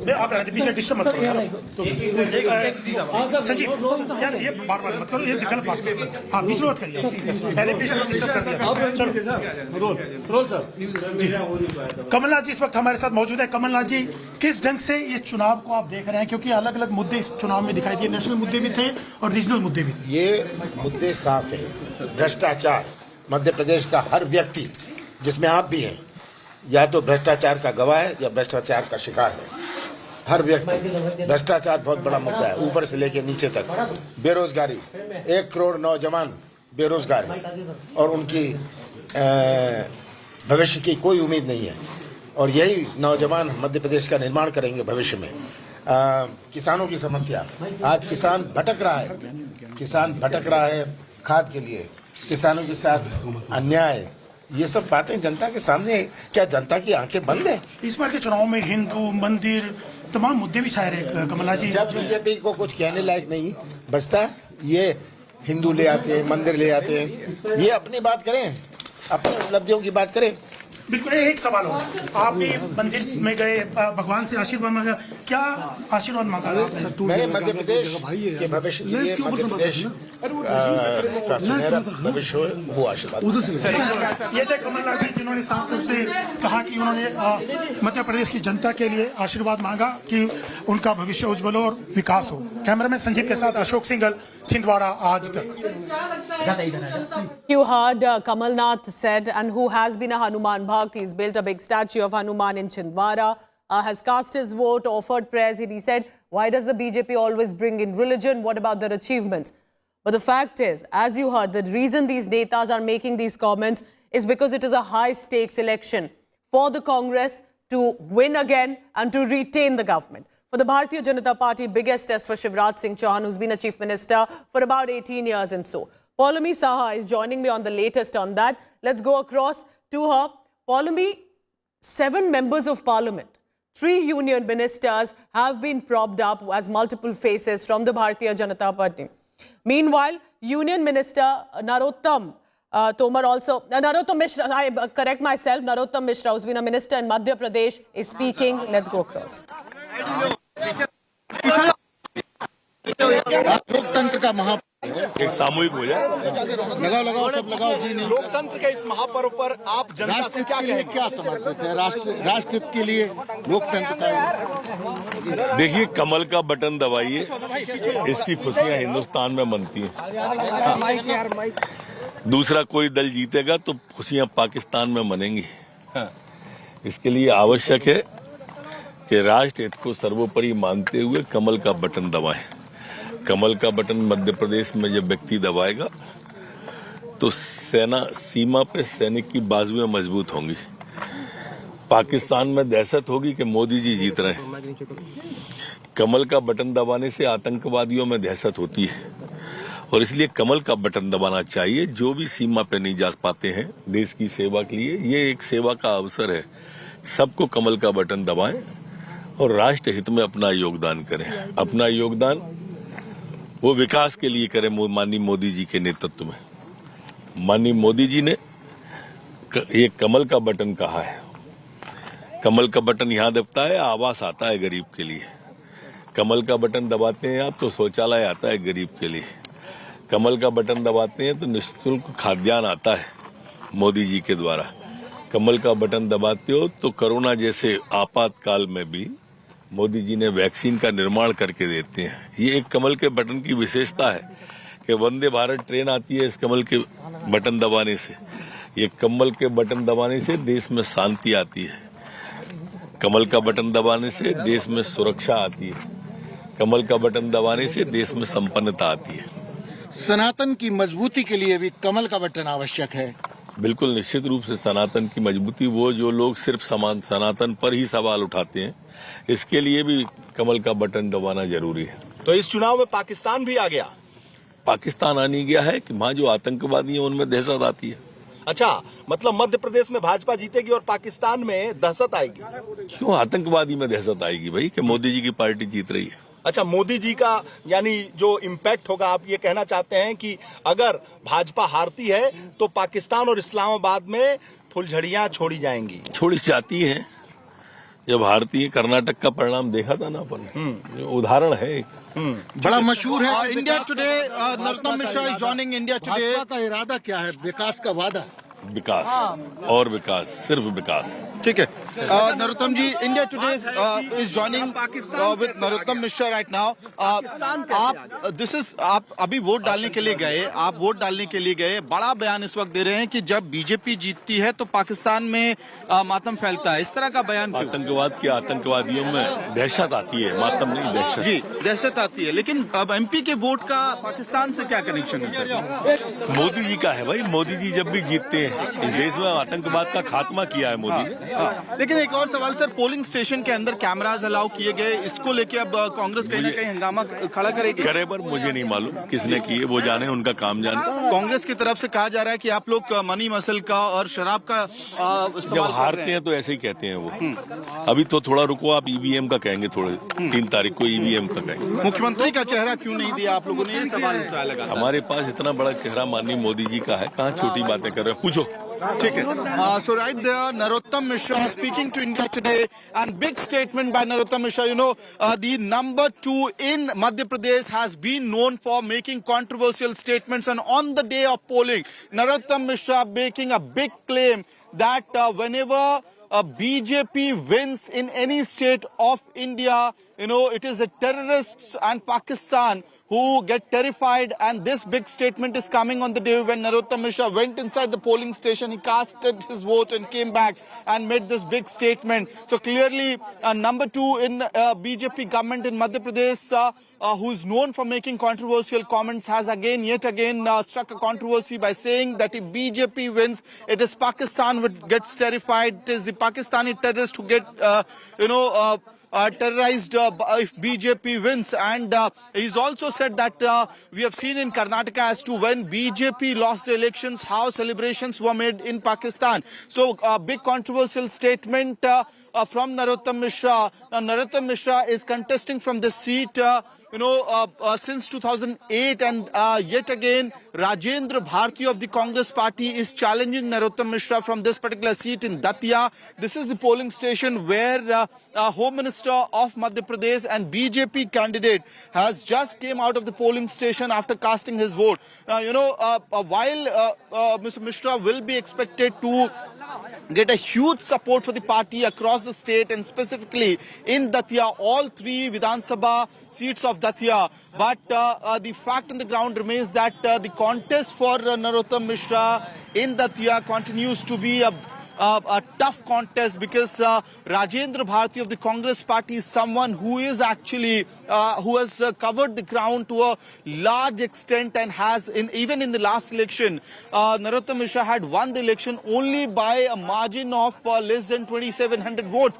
and people on the ground are saying that this time around as well this contest is pretty close, and there are talks about whether there will be anti-incumbency factor which will affect the elections, which will impact the Very polling. interesting. You know what, Amit, you've got us that it's a state assembly election, and we thought while it's very crucial just for 2024 Lok Sabha polls, it's also as important with regard to Pakistan. Narottam Mishra, known for his very controversial, polarizing comments as well, has now said that there is a sort of fear in Pakistan if the BJP wins, whether in state or at the center, and basically saying it's the Modi factor that's working. It's not as much about the local leadership. It is about as much about Modi factor, the biggest neta the party has. Very interesting.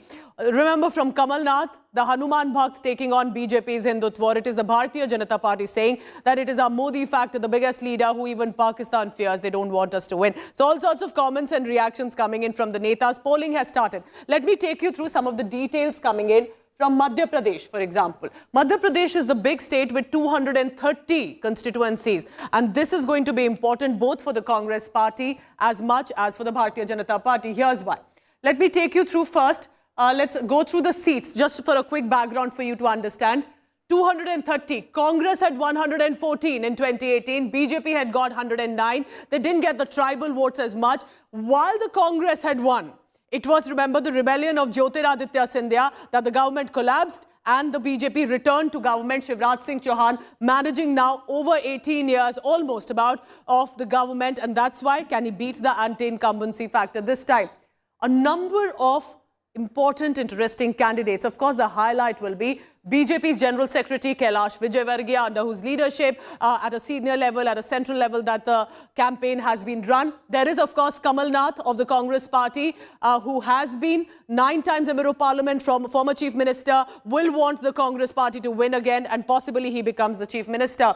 There are, of course, for example, Jeetu Patwari, a young face, former Minister, Sports, Education, Youth. They will also be forming, and there are other candidates too. Narottam Mishra, who we just heard. But of course, who will be the highlight? Who faces the biggest challenge in Madhya Pradesh? And that is Shivraj Singh Chouhan.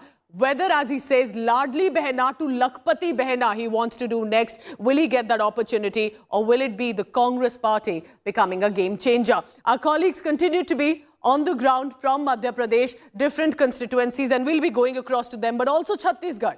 70 seats for Chhattisgarh's second phase. That and more after a very short break. Stay tuned. You're watching India Today. It's the big election day for Madhya Pradesh and Chhattisgarh.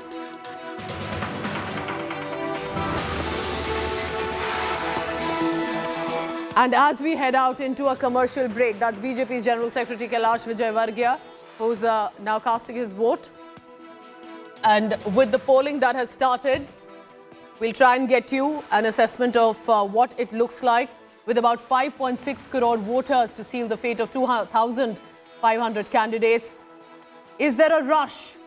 And with a smile there, Kailash Vijayvargiya wearing a saffron scarf, showing his vote, the finger, that's of course the symbol of our democracy, ensuring that he gives enough photo opportunity. And then, of course, one by one, Kamal Nath has already cast his vote, so has Shivraj Singh Chouhan, and we'll be getting you the latest visuals of all of them. So will it be the Hanuman Bhakt, Kamal Nath, or will it be the Bharatiya Janata Party's Hindutva in Madhya Pradesh?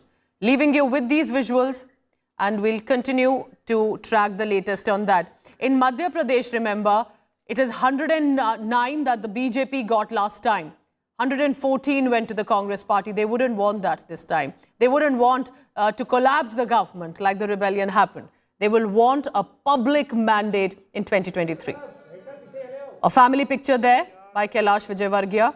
They'll want to repeat the 2013 victory when they got a thumping majority of 165.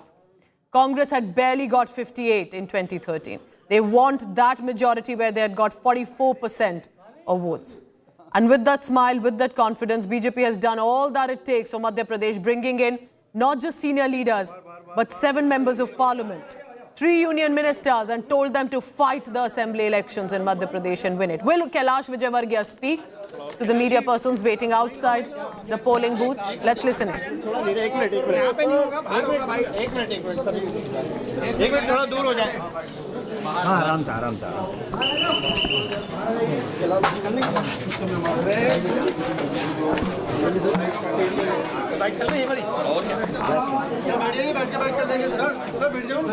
A bit of restraint from Kailash Vijayvargiya this morning as he's cast his vote, not really made a comment. Possibly they're moving to a location right outside the polling booth to set the cameras up. Remember, as much as comments can be made today by these netas who cast vote, they'll have to be very cautious too, slightly careful in what they say. There is a strong model code of conduct. Kailash Vijayvargiya speaking now after he's cast his vote. Let's listen in.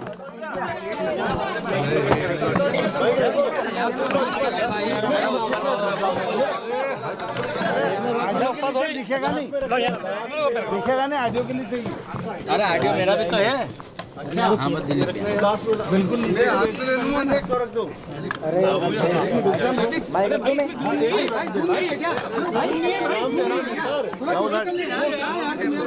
अरे नीचे रख दो ये किसका है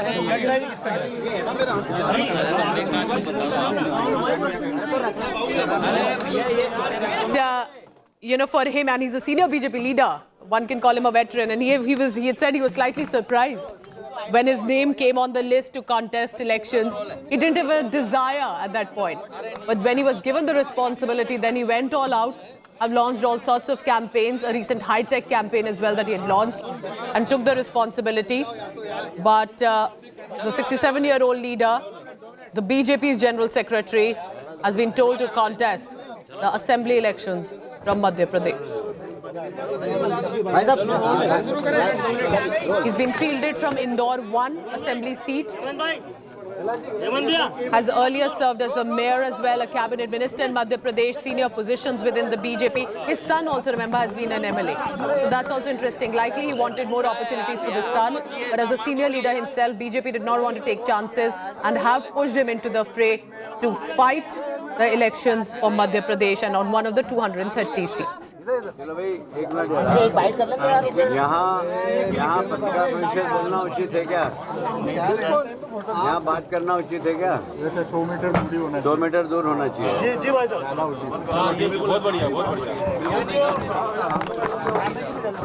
Before he speaks, knowing fairly well, and this is where political experience comes in, he realizes this could be a controversy. There's a model code of conduct that you cannot speak very close to the polling booth, cannot campaign, cannot put out any political statements. So he ensured that before he starts to speak, he said we should be at least 100 meters away. Let's again get up and move. So before we go across to that latest statement, he had spoken to Saeed Ansari after offering prayers and before he cast his vote. Here's what he had said. गायों देखिए पोहा है, सेब है, नींबू है और जीरावन के बिना हमारा जो पोहा है वो इंदौरियों का पूरा नहीं होता। ये जो जीरावन कैलाश जी, राजनीति का आपका जीरावन क्या है? राजनीति का जीरावन तो बहुत बढ़िया है क्योंकि राजनीति के जीरावन में मोदी जी के विकास कार्य और गरीब कल्याण की योजनाओं का टेस्ट है और इसलिए भारतीय जनता पार्टी भारी बहुमत से सरकार बना रही है। कौन सा ऐसा मुद्दा है जो आपको लगता है कि भारी बहुमत से आप सरकार बना रहे हैं? 1, 2, 3। गरीब कल्याण सबसे पहला मुद्दा है जिसमें हमने गरीबों के लिए प्रधानमंत्री आवास, महिला सशक्तिकरण के लिए हमने काम किया है। दूसरा पॉइंट ये है। तीसरा ये डेवलपमेंट मध्य प्रदेश में बहुत हुआ है। जब 2003 में हम सरकार में आए थे 7 लाख हेक्टेयर में ही खेती होती थी, आज 45 लाख हेक्टेयर में खेती होती है।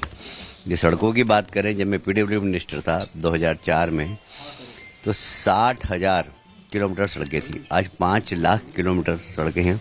और वो 60,000 किलोमीटर में सिर्फ 4 किलोमीटर सड़क ऐसी थी जिसमें एक भी गड्ढा नहीं था, देवास बाईपास की। पूरे प्रदेश में गड्ढे ही गड्ढे वाली सड़कें थी। आज 5 लाख किलोमीटर सड़कें हैं जिसमें गड्ढे नहीं हैं।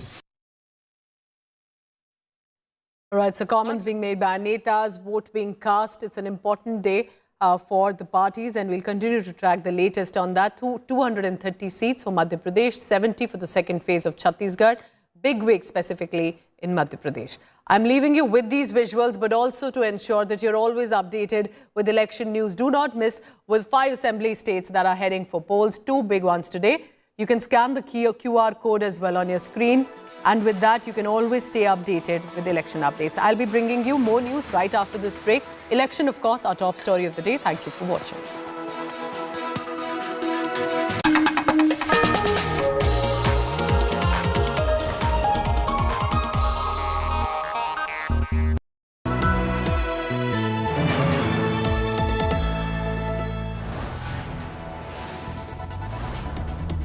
You are watching India Today, powered by Finest, Be Sustainable Change, a BNP Group company. सपने ले लिए, सिस्कियां दे दी, हौसला न दिया, हिचकियां दे दी, और तेरे यहाँ भी लफ्जों के माने अजीब हैं। ये तूने किस तरह की खुशियां दे दी? मिलिए शैलेश लोढ़ा से, साहित्य आज तक दिल्ली में लाइव। फ्री एंट्री के लिए रजिस्टर करें www.aajtak.in/साहित्य पर या मिस्ड कॉल दीजिए 9310330033। Get ready for an immersive journey into the heart of news, politics and insights that matter. Join India Today now on WhatsApp with the #1 election team as we gear up for the upcoming assembly elections. Do scan the QR code. Join India Today now on WhatsApp. Follow these steps. Open WhatsApp on your phone. Check for a new updates tab. Select Find Channel and type India Today. After finding the channel, tap the Follow button.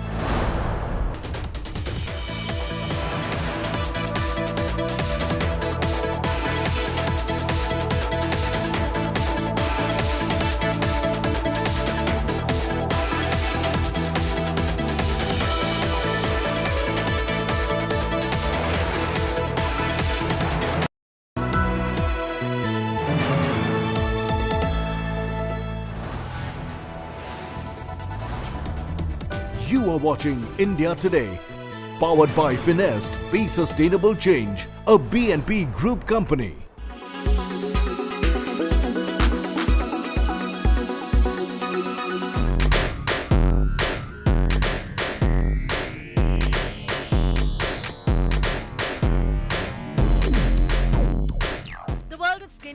is rapidly changing with new power ingredients making way.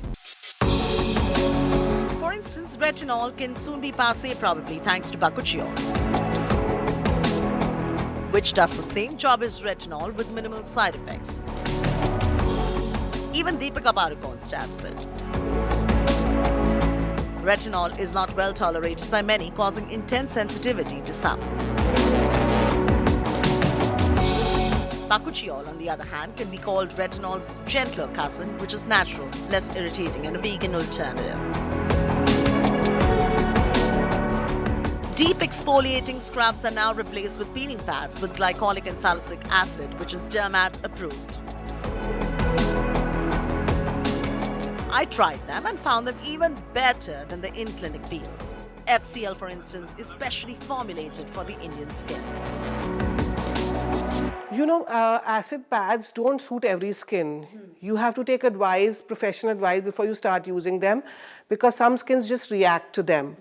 And if it suits you, I think once in 2 weeks is good enough, not more frequently than that.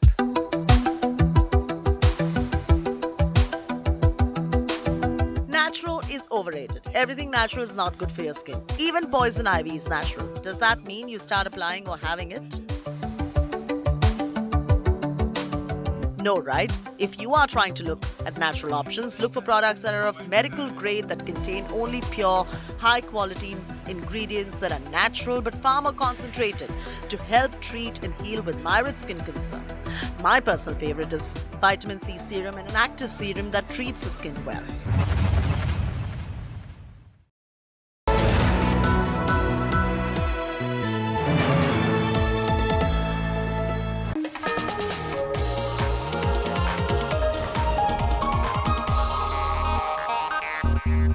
Co-presented by आपका Joy Bharat का Joy Joy e-bike Co-powered by Parul University Vadodara Gujarat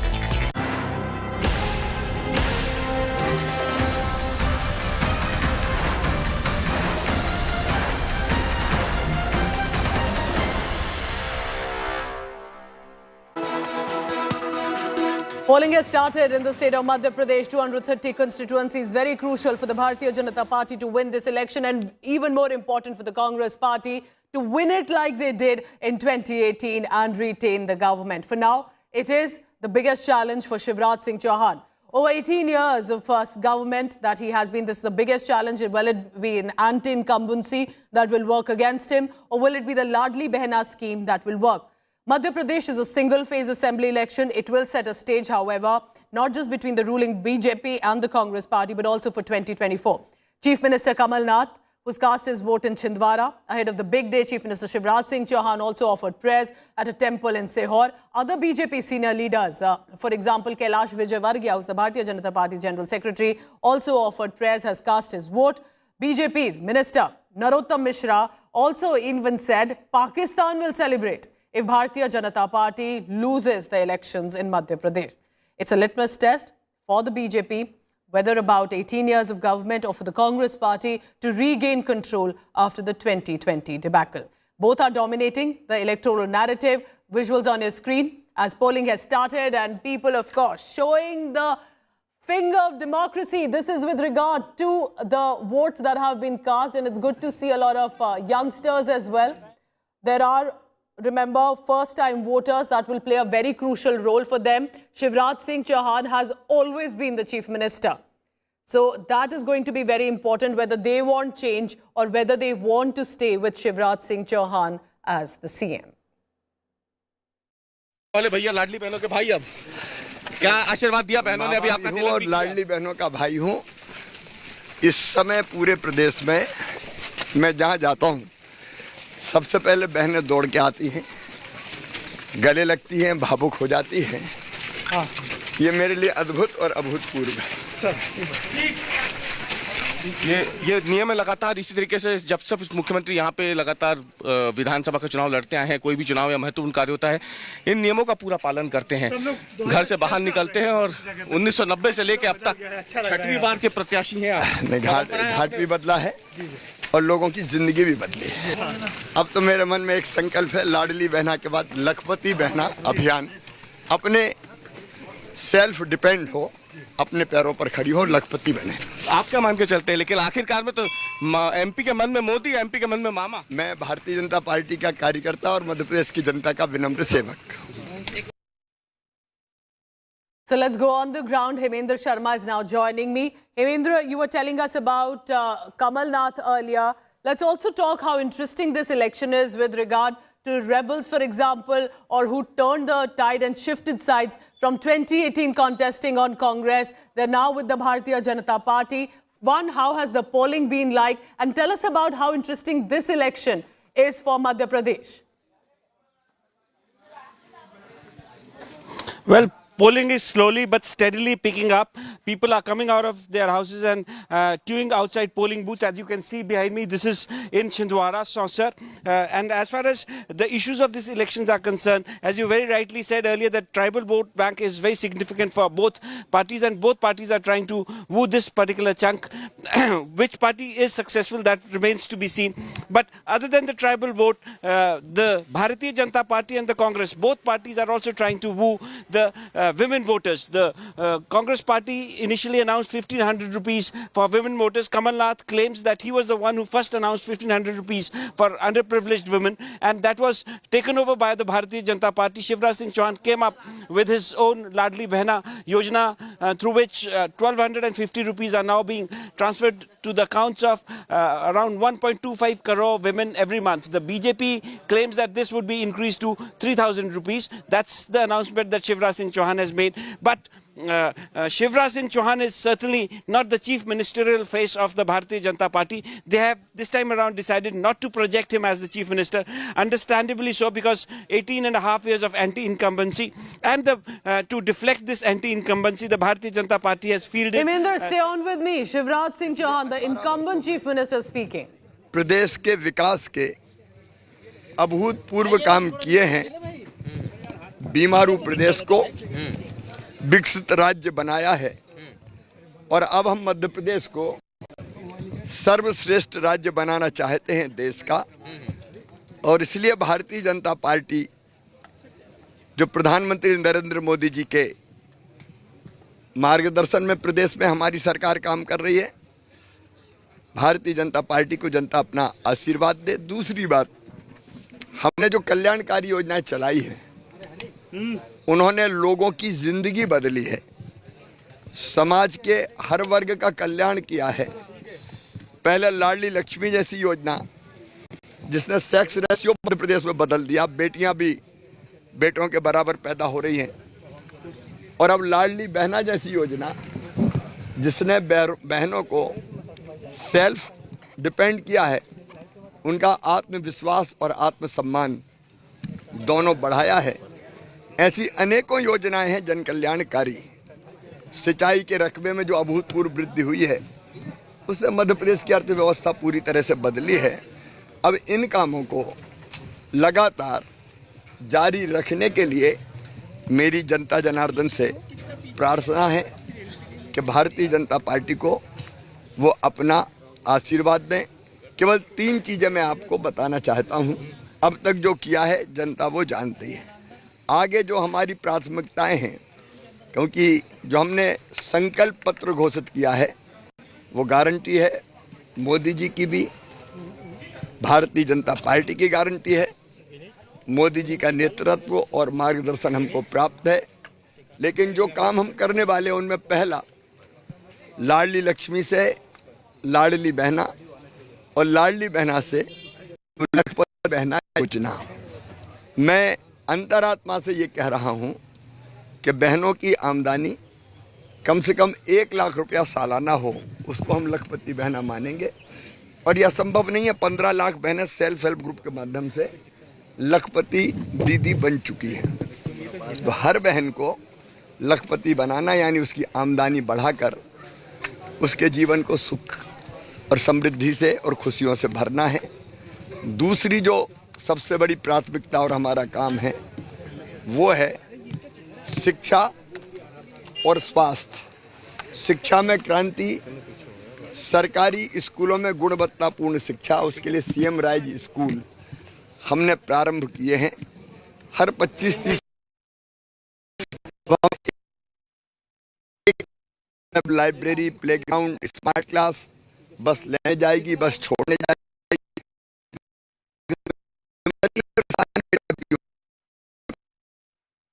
शिक्षा दे सके, स्वास्थ्य medical college की संख्या में अभूतपूर्व वृद्धि की है और बाकी लगातार प्रयत्न जारी है। लेकिन आयुष्मान भारत योजना के साथ हमारा संकल्प है कि केवल 5 लाख रुपए नहीं, अगर गंभीर बीमारियों में ज़्यादा खर्च होगा तो राज्य सरकार अपनी तरफ से वो व्यय वहन करेगी, ताकि गरीब और मध्यम वर्गीय भाई बहन अपने इलाज के लिए आश्वस्त हों।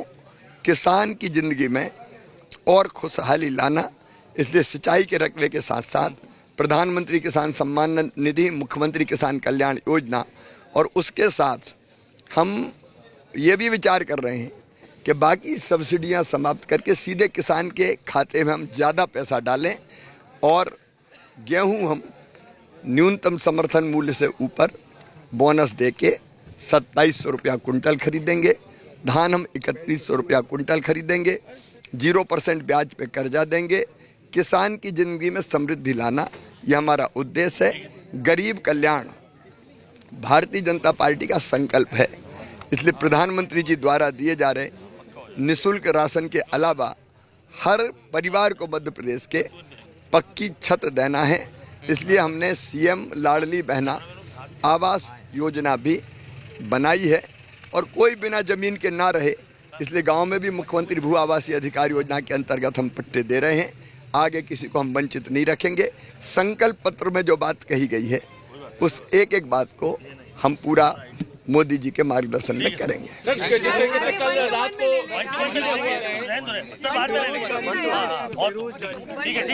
इसलिए हमने तय किया है प्रत्येक परिवार एक रोजगार, यह हमारा मूल मंत्र है। हर परिवार में एक रोजगार का अवसर हम उपलब्ध कराएंगे। थोड़ा नाश्ता भी कर लें आप।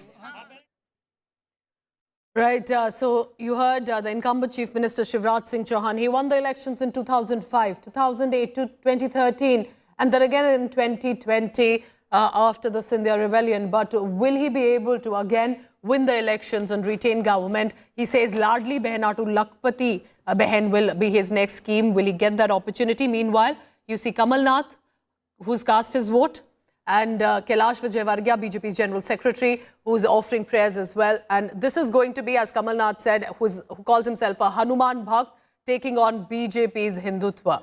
Paulami Saha is joining me from Madhya Pradesh presently. Paulami, like we were trying to discuss earlier as well, what caught Madhya Pradesh's, and for the viewers caught our eye, was how there are about 7 members of parliament, 3 union ministers who've been now pulled in to fight the assembly elections for Madhya Pradesh. So it clearly shows how high stakes this state is, for as much for the Congress party to win again like 2018, but also for the BJP ahead of 2024. Absolutely. This is definitely high stakes for the Bharatiya Janata Party. As we've been discussing earlier as well, Pooja, this has been a citadel of the Bharatiya Janata Party for a long time. The Saffron organization has been entrenched as far as Madhya Pradesh is concerned, except for that 15-month period when the Congress, of course, came to power in 2018, before, of course, the government fell owing to Jyotiraditya Scindia and the defection of the 22 legislators of the Congress party to the Bharatiya Janata Party. The BJP has been in power throughout. So the BJP, of course, hopes to retain that ground again this time around. They do understand that there is, of course, a very strong anti-incumbency wave. It does come in very naturally, of course, after a government has been in power, a party has been in power for close to over 18 years now. The Chief Minister, of course, a 4-time Chief Minister as well, sensing that, of course, the BJP has experimented with this election in terms of course, having those members of parliament, those 7 MPs, including 3 union ministers who are considered to be heavyweights in their areas, contest these elections, and also, of course, not naming any chief ministerial face for these elections. So Shivraj Singh Chouhan also hasn't been projected by the Bharatiya Janata Party as its chief ministerial candidate. So clearly, the BJP has tried to keep a tight sort of control over the party, and going into this election, they've decided that they will do so on the face of the Prime Minister and the work of the BJP in Madhya Pradesh. How much of that, of course, pays dividends for the Bharatiya Janata Party come December 3rd, we'll find out.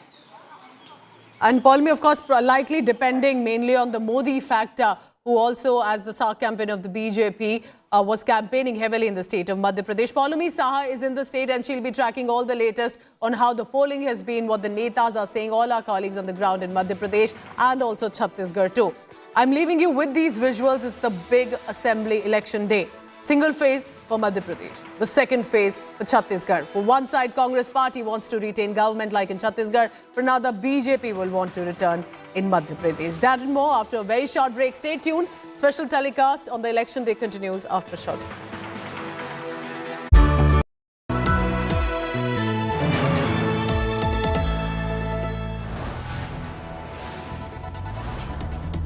You are watching India Today. Powered by Finest, Be Sustainable Change, a B&P Group company.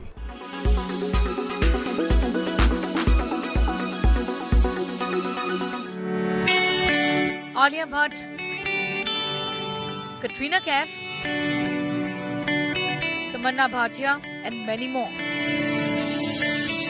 Everyone swears by this, dunking their faces into big bowls of icy cold water and doing what is known as an ice water facial. The idea, get rid of puffiness and get a glowing skin. A little reduction in the puffiness of eyes, puffiness of face, pores become smaller, redness gets lesser, the burning sensation on the face can be reduced, and also that flushed feeling gets a little lesser. From reducing inflammation to dealing with open pores, this is the latest beauty hack and celebrities swear it has helped them achieve a glowing skin. So how does this work? When you apply ice to your skin, it narrows blood vessels, toning up the face. There's a little bit of vasoconstrictions, that is reduction in the blood flow, which makes your face less flushed, so it looks less red. That burning sensation gets calmer because the nerve endings get affected. Pores look smaller again because of the constriction of the blood vessels. It promotes blood circulation and brightens up the face. You can also use ice cubes, wrapping them in a piece of clean cloth, but do this only for a few minutes. It can cause itching and redness. It could give you something like superficial burns, a little bit of an irritation. Some people who have underlying conditions like SLE and all should definitely not do it without consulting because of Raynaud's phenomena. Too much constriction, less blood flow, then can flare up their rashes. If you do decide to dunk your face in an ice bowl, you can also freeze ingredients such as tomato pulp, aloe vera juice and cucumber juice in an ice tray to give the skin an extra dose of nutrients. Be careful not to overdo anything and to do this only for a few minutes. In New Delhi, Sneha Mordani for India Today TV.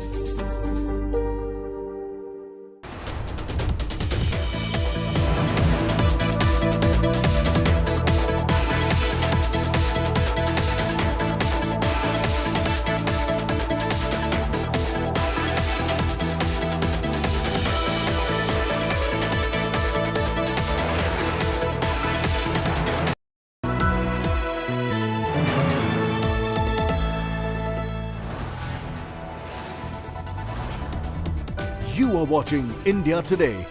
Powered by Finest, Be Sustainable Change, a B&P Group company.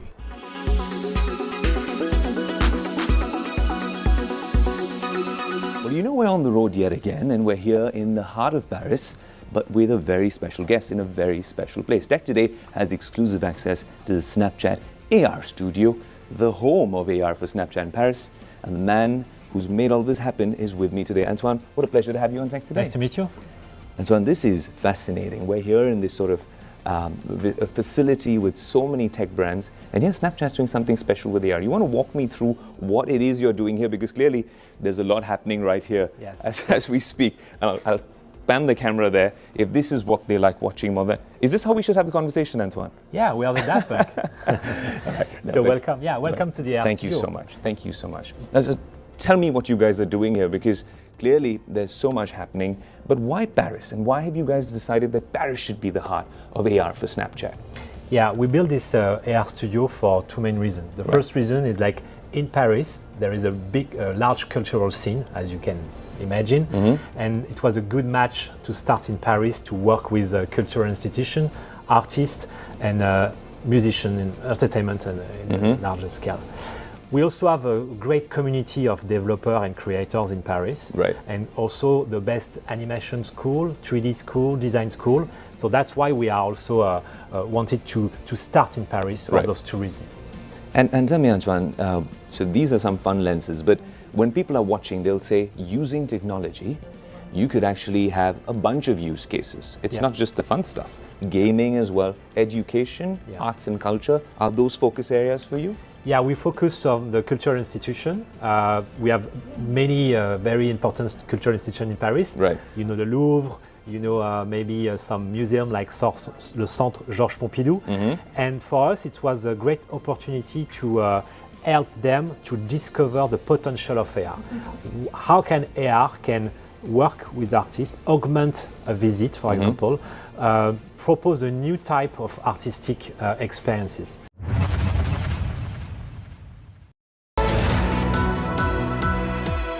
Titan Eye Plus, expert who cares.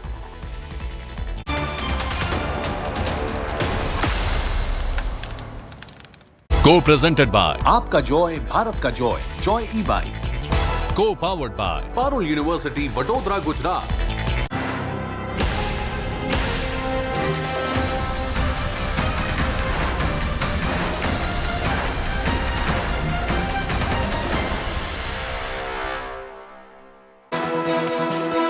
Good morning and welcome to our special telecast this morning. It's of course the election season. Madhya Pradesh single phase 230 constituencies. Shivraj Singh Chouhan, the Chief Minister, BJP will want to ensure they are in the government again. But for Chhattisgarh, it's the second phase, 70 seats. Bhupesh Baghel, Congress eyeing to continue to be in power in Chhattisgarh. What's been happening on the ground? How's the polling that has started already? Are there long queues or a slow start?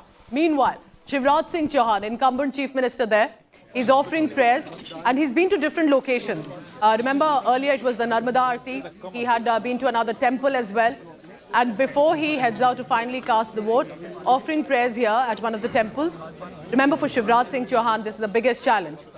He has been winning elections for the past 18 years, barring in 2018 when the Congress party won. Till 2020, 15 months, Kamal Nath was the CM, but when the government collapsed after Singh Deo rebellion, again, Shivraj Singh Chouhan became the Chief Minister. He has about 18 years of that political experience as the Chief Minister. Can he retain it? Can he ensure that the government continues, or will it be the Congress party again winning like they did in 2018? It's going to be very interesting. We'll be tracking all the latest on that. And he has said, from Ladli Behna, which has been a popular scheme of the Bharatiya Janata Party in Madhya Pradesh, to Lakhpati Behna if he gets another term as the Chief Minister.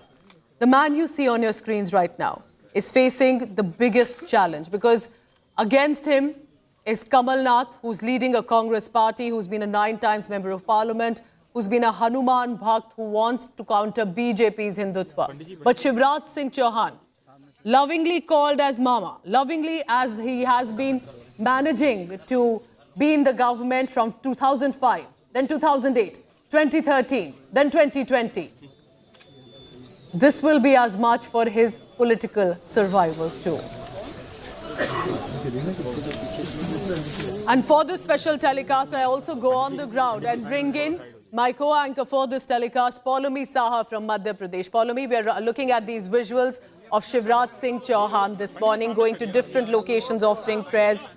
And perhaps even though a Chief Minister face hasn't been announced by the BJP, he of course still remains that big face for the state. Over to you, Paulomi.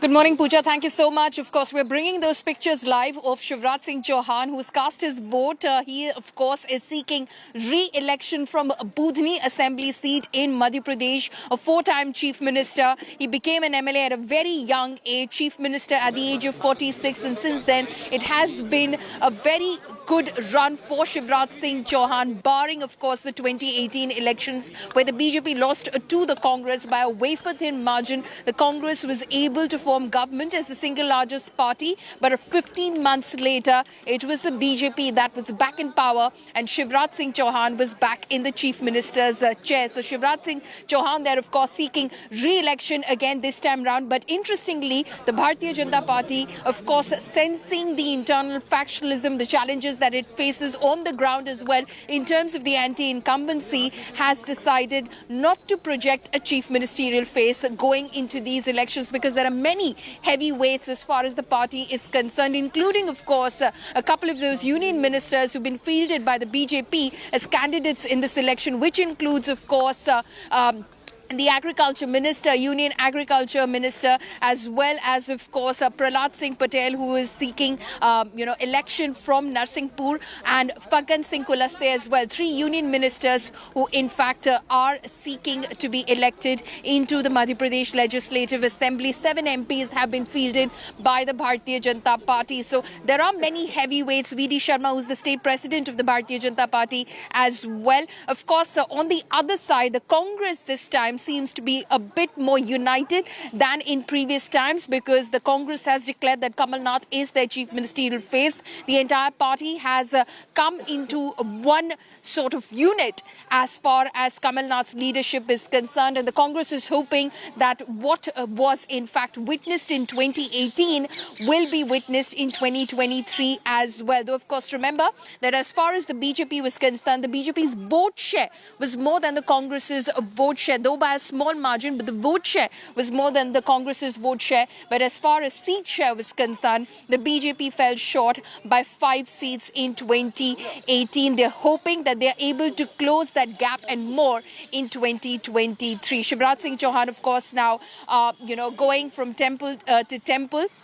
Earlier, of course, at the Narmada as well, doing the Surya Namaskar, doing his morning rituals as well, as he's always known to do, in order to, of course, seek the blessings of the Almighty before he, of course, goes in and hopes to become the Chief Minister of Madhya Pradesh for a 5th time round. Of course, like he said himself, the decision, if the BJP wins this election come December 3rd, will be with the Bharatiya Janata Party, because, like I said, the BJP has not announced a chief ministerial face as far as these elections are concerned. So a very tough contest over here as far as the BJP and the Congress are concerned. And remember, they're not the only players in the fray. The BSP, the Samajwadi Party, the Aam Aadmi Party, they fielded candidates in this election as well. For the better part of it, of course, this has been a contest between the BJP and the Congress. But the people, of course, over here, if you speak to them, are not exactly admitting as to who has the edge over the other in this election. So it's expected to be a very, very close contest this time round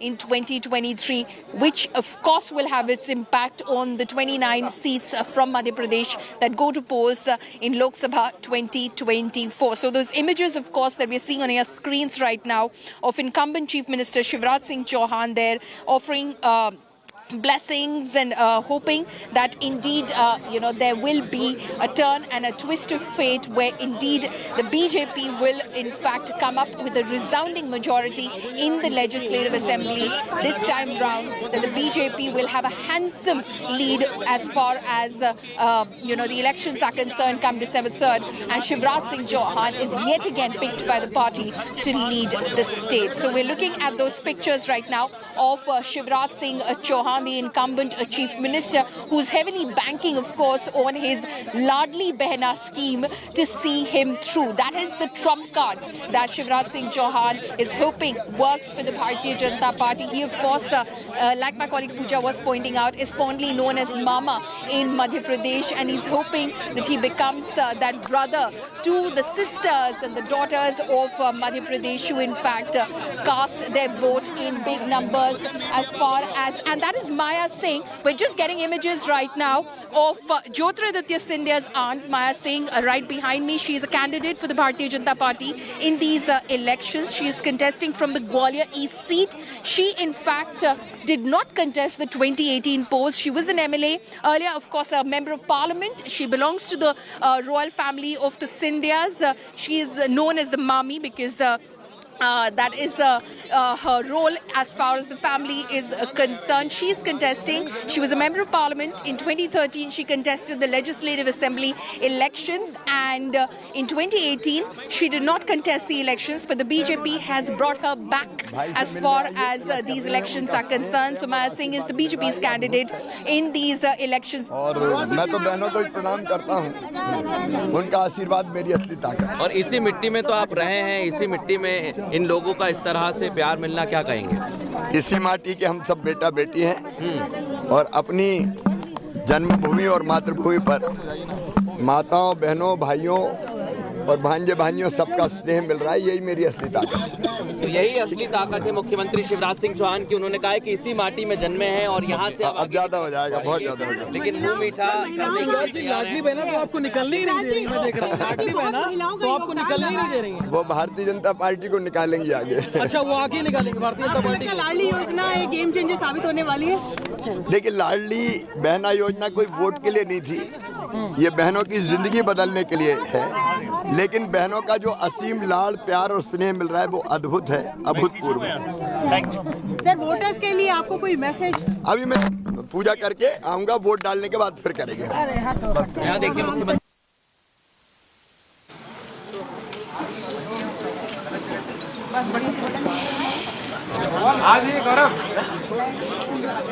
So that is, of course, Shivraj Singh Chouhan, the incumbent Chief Minister of Madhya Pradesh, hoping that, in fact, the love and affection of the sisters and daughters of Madhya Pradesh, the Ladli Behnas of Madhya Pradesh, see him and the Bharatiya Janata Party through in these elections. The BJP, of course, embarrassed by that small defeat that they suffered at the hands of the Congress Party. Remember, it was a very small margin by which the BJP lost to the Congress in 2018. The Congress hoping that this gap is much more this time round in 2023. So they have a decisive victory, and nothing like the defection of 2020, in fact, trumps them come December 3rd. Let's listen in to Shivraj Singh Chouhan.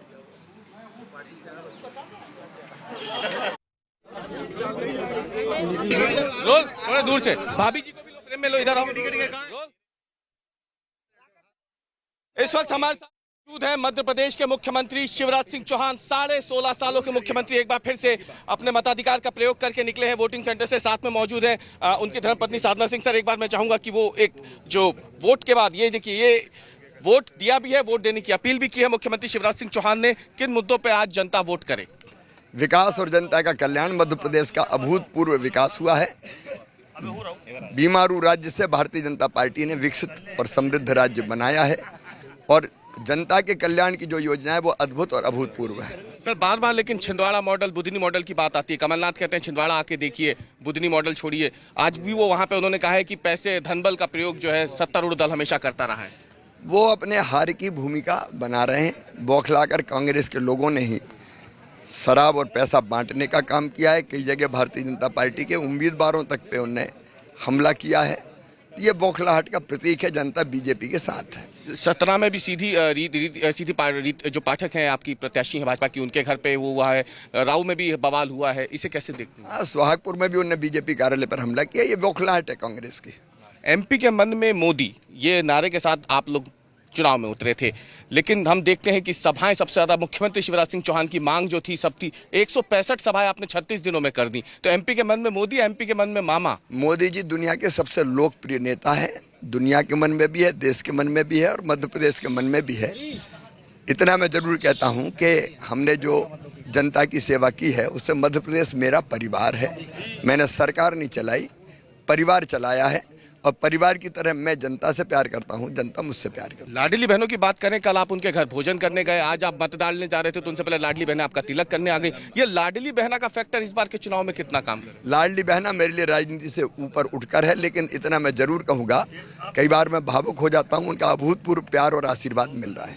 Shivraj Singh Chauhan अपने आप को किस role में देखते हैं? पांव पांव वाले भैया, मामा या फिर भाई? मैं मामा भी हूं, भाई भी हूं, लेकिन उससे ऊपर मैं अपनी जनता का सेवक हूं।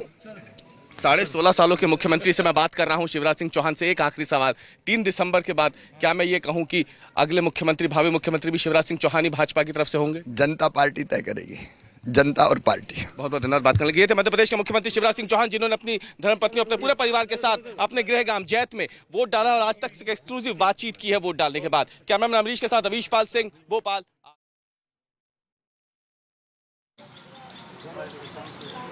So that, of course, was my colleague Ravish Pal speaking exclusively with the incumbent Chief Minister Shivraj Singh Chouhan, who was hopeful, in fact, that the Ladli Behna Yojana of the Madhya Pradesh state government turns out to be, in fact, the trump card for the BJP in these elections. Now, over to my colleague Pooja Shali, who will take you through the vote share and the seat share of the BJP and the Congress, the main players in the fray in the past. All right, thank you so much, Paulami. For now, remember the BJP senior-most leaders have campaigned as from Bimaru to Bemisal. That's what they have done to Madhya Pradesh, and that is how they are seeking more votes. But how has the voting been previously in the past few elections? Let me take you through that. Specifically, in 2018. 2018 was very crucial and interesting for Madhya Pradesh. It was 114 seats out of 231 by the Congress party. BJP had managed about 109, others went to 7.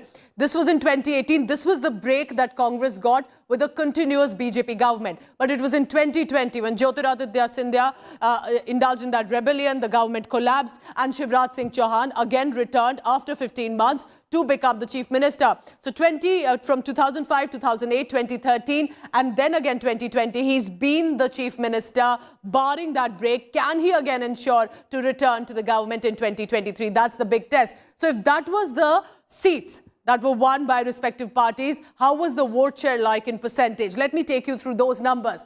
41%, 41% both. So it was a very close margin in the manner in which people had voted, and that is why the BJP knows it's a very crucial state. BJP will want to tap in to the tribal vote, specifically in Madhya Pradesh, and I'm talking about 47 scheduled tribes. There are seats are 230 and scheduled caste seats are about 35. So this is an important belt with regard to that as well. And both parties, the Congress will want to ensure they win again like 2018. BJP will want to ensure they continue with the streak of, if not Shivraj Singh Chouhan, at least for the Bharatiya Janata Party. Follow me back to you on the ground. Right, Pooja, thank you so much for bringing us that breakup as far as the seat share and the vote share is concerned. We're cutting across live now to Narsinghpur in Madhya Pradesh, where in fact Union Minister Prahlad Singh Patel is casting his vote. He of course is contesting from that seat for these assembly elections. He is one of the 3 union ministers who've been fielded by the Bharatiya Janata Party in these elections, including of course Narendra Singh Tomar and Phaggan Singh Kulaste as well. Prahlad Singh Patel, a minister in the Jal Shakti division as well. Aishwarya Paliwal is now joining me live. Aishwarya, in fact, spoke earlier with Prahlad Singh Patel as well. Aishwarya, how confident does Prahlad Singh Patel sound as far as his election is concerned? And is he also a claimant to the Chief Minister's chair if the BJP were to emerge victorious come December 3rd? Well, definitely, Paulami, in fact, he's just casted his vote, and we will speak with, Prahlad Singh Patel now and ask him, क्या संदेश? मध्य प्रदेश का भला हो। माँ नर्मदा जी से मैंने यही कर मांगी है कि वो मध्य प्रदेश की अपन मर गया तो बूथ के बाहर हो जाए, ज्यादा नहीं। आपको लगता है कि 100% मतदान का लक्ष्य प्राप्त करें मध्य प्रदेश के मतदाता। नरसिंहपुर जिले के मतदाताओं को मैं बधाई देता हूं। मैं लगभग 8वें बूथ पर हूं। 14% से ज्यादा मतदान हो गया है। इसलिए मैं फिर यही अपील करूंगा कि हम 100% मतदान के प्रति अपना कदम आगे बढ़ाएं। अपन बाकी अपन एक मिनट बाहर बात कर लें। क्या बदलाव देख रहे हैं? एक निवेदन अपन उसके बाद प्रहलाद जी, क्या आपको लगता है क्या आपको लगता है कि इस बार भारतीय जनता एक निवेदन अपन इसके बाहर हो जाएं, नहीं तो वो मध्य प्रदेश में शराब का पैसा बांटा जा रहा है। वोट करके अभी तुरंत यहाँ से बाहर निकल रहे हैं। अपन इसके बाहर बात कर लेंगे। 18 और 23 में कितना बदलाव देख रहे हैं सर? सॉरी, यहाँ से बात कर सकते नहीं वहाँ नहीं, उसके गेट के बाद अभी पोलिंग मैं उम्मीदवार हूँ। Paulmi, this is the minister who's just casted his vote, now stepping out of the booth and also answering questions about the questions that the Congress party and specifically Kamal Nath has been asking over the past many times. We have seen how over the past 48 hours, Paulmi, there have been a lot of allegations which have been made with regards to the distribution of cash and also liquor. So we have seen how those allegations have been made by the Congress party, and also we have seen the barb and the war of words that took place between Priyanka Gandhi on one side and Jyotiraditya Scindia on the other side. So this definitely is a tough battle for both the parties, both of them now trying to make sure that they are the ones who actually win. And now Prahlad Patel, the minister, after casting his vote, speaking. 2018 और 23 में कितना अंतर देख रहे हैं? Right, Aishwarya, thank you so much for bringing us that live report. Aishwarya, they're tracking Prahlad Singh Patel as he casts his vote in Narsinghpur. He is a union minister who's been fielded by the BJP in these assembly elections. We're getting some breaking news that's coming in right now. This after Shivraj Singh Chouhan has spoken with the media. He's been temple hopping, remember, seeking blessings of the Almighty for a re-election. And he's hopeful, of course, that he will become the next chief minister of Madhya Pradesh. But remember, the BJP has not declared a chief ministerial phase going into these assembly elections. He, of course, told the media that it will be the BJP and the voters' decision as to who exactly will be the next chief minister. But speaking about his flagship Ladli Behna Yojana, he said that Ladli Behna is bigger for me than politics. So Shivraj Singh Chouhan banking heavily on this policy program of the state governments, hoping that it pays the dividends as far as the BJP is concerned going into these assembly elections. Remember that this in fact was something that the BJP announced immediately after the Congress announced its Nari Samman Nidhi. Let's listen in to Incumbent Chief Minister Shivraj Singh Chouhan. अनेकों योजनाएं हैं जन कल्याणकारी। सिंचाई के रकबे में जो अभूतपूर्व वृद्धि हुई है उससे मध्य प्रदेश की अर्थव्यवस्था पूरी तरह से बदली है। अब इन कामों को लगातार जारी रखने के लिए मेरी जनता जनार्दन से प्रार्थना है कि भारतीय जनता पार्टी को वो अपना आशीर्वाद दें। केवल 3 चीजें मैं आपको बताना चाहता हूं। अब तक जो किया है जनता वो जानती है। आगे जो हमारी प्राथमिकताएं हैं, क्योंकि जो हमने संकल्प पत्र घोषित किया है वो गारंटी है मोदी जी की भी, भारतीय जनता पार्टी की गारंटी है। मोदी जी का नेतृत्व और मार्गदर्शन हमको प्राप्त है। लेकिन जो काम हम करने वाले हैं उनमें पहला लाडली लक्ष्मी से लाडली बहना और लाडली बहना से अब लखपति बहना योजना। मैं अंतरात्मा से ये कह रहा हूँ कि बहनों की आमदनी कम से कम 1 लाख रुपया सालाना हो, उसको हम लखपति बहना मानेंगे। और यह संभव नहीं है, 15 लाख बहनें सेल्फ हेल्प ग्रुप के माध्यम से लखपति दीदी बन चुकी हैं। तो हर बहन को लखपति बनाना यानी उसकी आमदनी बढ़ाकर उसके जीवन को सुख और समृद्धि से और खुशियों से भरना है। दूसरी जो सबसे बड़ी प्राथमिकता और हमारा काम है वो है शिक्षा और स्वास्थ्य। शिक्षा में क्रांति, सरकारी स्कूलों में गुण।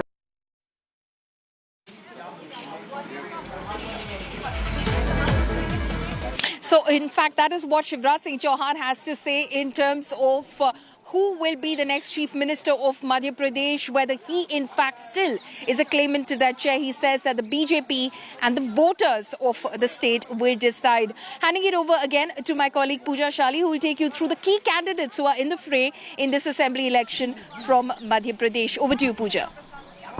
So Madhya Pradesh is one state which has seen a lot of wildcard entries, a lot of union ministers. In fact, 7 members of parliament, 3 union ministers from the Bharatiya Janata Party, and even the Congress party has a lot of interesting faces amid all the assembly states that are heading for elections this time. Let me take you through now how Madhya Pradesh looks like. This is our election intelligence dashboard that has all the details, and I'll be taking you through the VIP, the key candidates of this election. Take a look at that. This is more than any other states who've had some very significant candidates. Let me take you through, for example, Narottam Mishra, who's been a minister in Madhya Pradesh government, has given a lot of controversial, polarizing figures, but is seen as a senior leader within the BJP who's now contesting and whether he can retain that seat. Let's take a look at Kailash Vijayvargiya, BJP's General Secretary, who said initially he was surprised that he's contesting for Madhya Pradesh, but then went all out, has been campaigning very heavily for the state, and a lot rests on his shoulders as a senior leader. Kamal Nath, of course, former Chief Minister, 9 times Member of Parliament from Chhindwara. He's leading the Congress United camp this time. Got the victory in 2018. Can they do that again in 2023? Let's go across to, for example, Jeetu Patwari of the Congress Party, being a former minister, a young face as well. Can he ensure that this time they will be able to bring the youth together for the Congress Party? Narendra Singh Tomar was the wildcard entry. He's been a union minister. For him to be told to fight state assembly elections, and he's ensured that he's done his bit, at least with regard to calculations, campaigning, that is going to be very important. Vikram Mastal, very interesting, from the Congress Party, has been an actor. He in fact played the character of Lord Hanuman in a film, Ramayana 2. He's contesting against Shivraj Singh Chouhan. So that's a big face also that's coming in. And these are, of course, eventually, it is the incumbent Chief Minister Shivraj Singh Chouhan. One in 2003, 2008, then again in 2013 and 2020 when the government returned to Madhya Pradesh. So he's, of course, facing the biggest challenge of almost about 18 years of his government. Can he become the CM again, or will Kamal Nath sweep with the United Congress cadre this time under his belt? And that remains to be seen. Of course, these are the key candidates of Madhya Pradesh, 230 constituencies. Back on the ground to Paulomi Saha.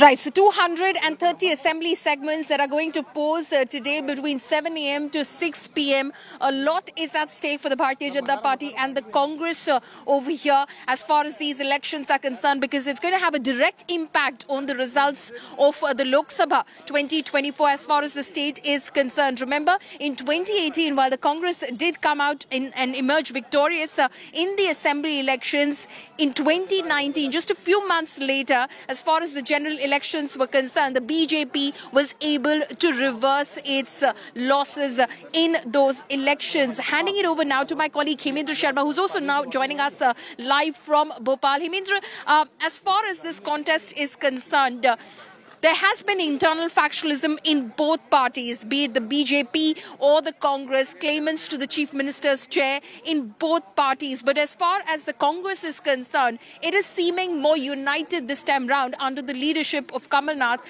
And the BJP, on the other hand, has chosen not to project a face as far as these elections are concerned. So how do you, of course, see this, the way that both parties have decided, one to project a chief ministerial face, the other not to project any face?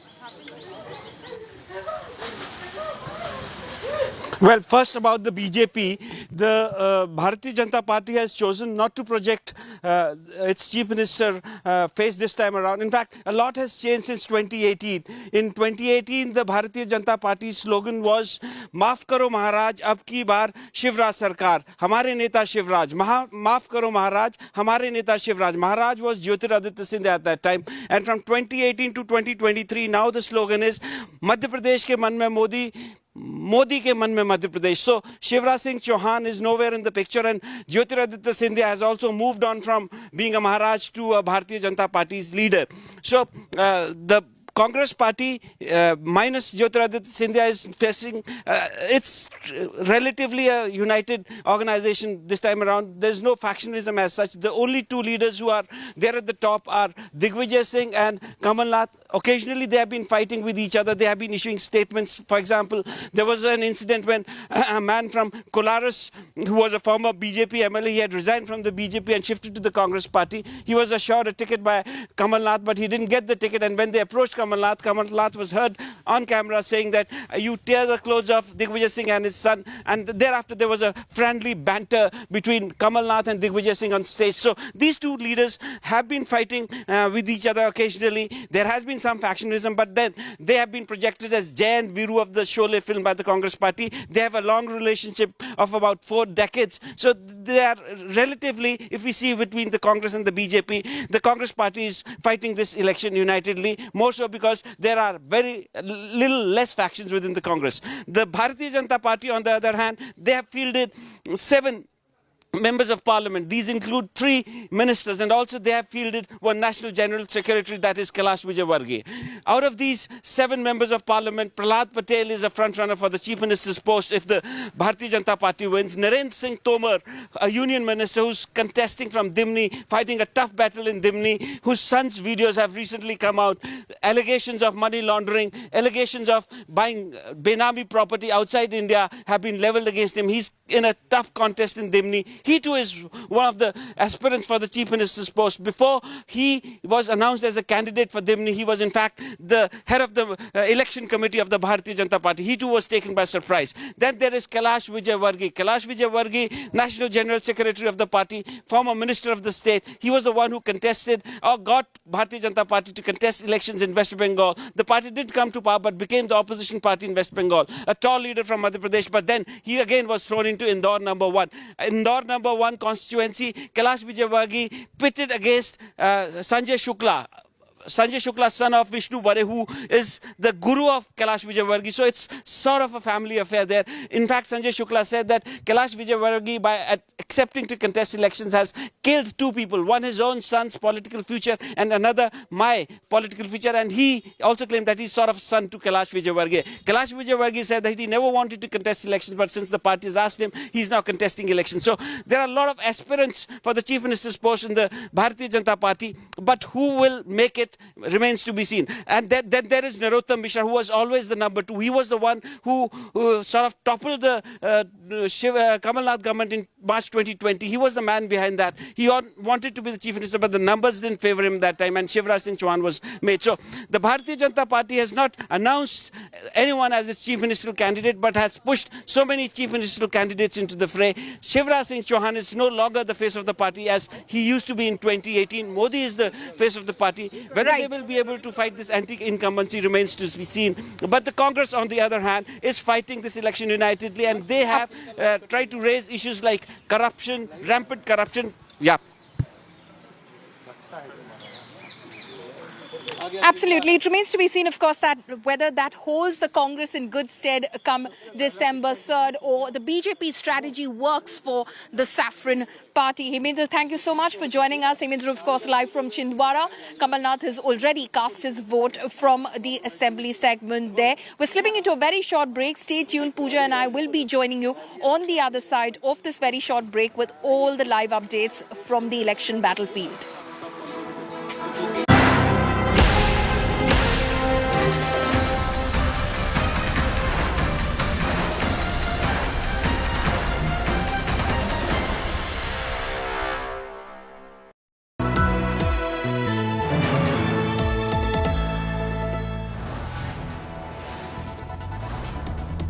You are watching India Today, powered by Finest, Be Sustainable Change, a BNP Group company. मैं अक्सर चांद पे जाता हूँ, शायर आदमी हूँ, पलटकर फिर आ जाता हूँ, आखिर आदमी हूँ। साहित्य जगत की दिग्गज हस्तियों से आपकी मुलाकात होगी 24 से 26 नवंबर मेजर ध्यानचंद नेशनल स्टेडियम नई दिल्ली में। साहित्य आज तक में फ्री एंट्री के लिए अभी रजिस्टर करें www.aajtak.in sahitya पर या मिस्ड कॉल दीजिए 9310330033 पर।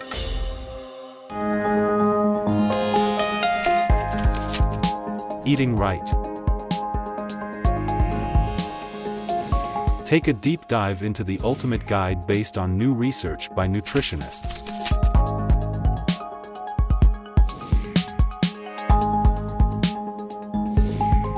On what's healthy for you and what's not. Read the full story in this week's issue of India Today magazine. Subscribe now.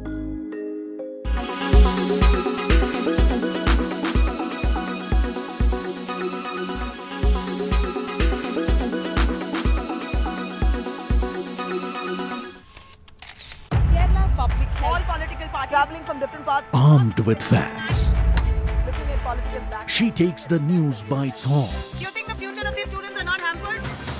Fierce, bold, and direct, setting the tone for the biggest stories from every corner and every angle. Expect nothing but the unfiltered truth. News first, niceties later. Watch me, Nabila Jamal, on India Today. Make your media plan smarter with India Today Live TV on your connected devices. Amplify your brand with 100 million smart internet viewers. To advertise, mail us at sales@aajtak.com.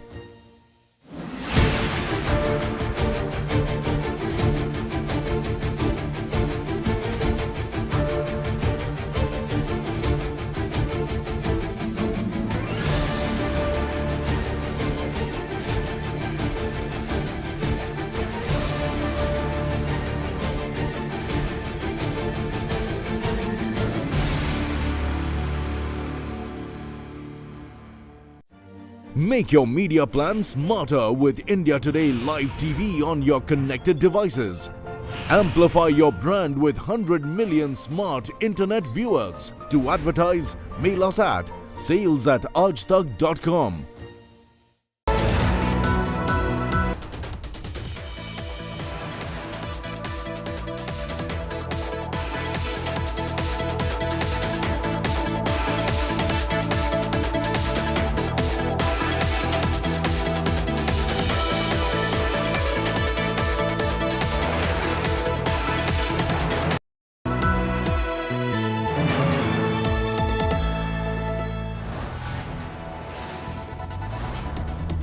You are watching India Today, powered by Finest Be Sustainable Change, a BNP Group company.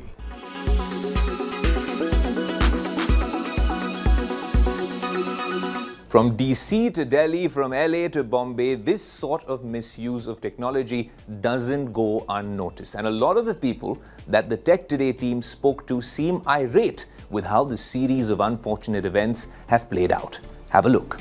The recent video of Rashmika Mandana and Katrina Kaif made using deepfake technology has rocked the entire entertainment industry in India. Sadly, this is not the extent of the misuse of this technology. It can be used to make fake videos of anyone at all and blur the lines between what's real and what's not.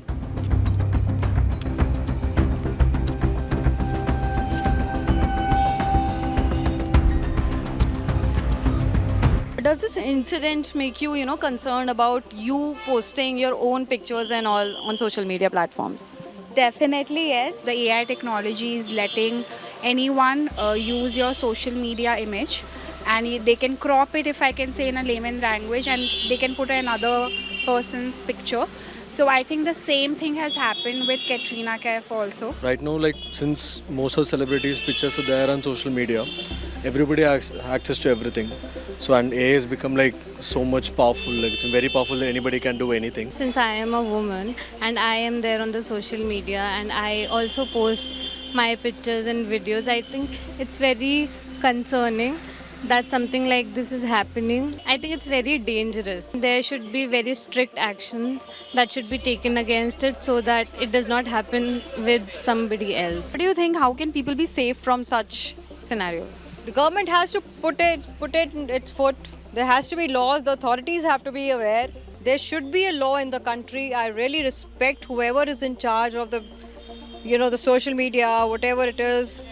to please make some strict rules.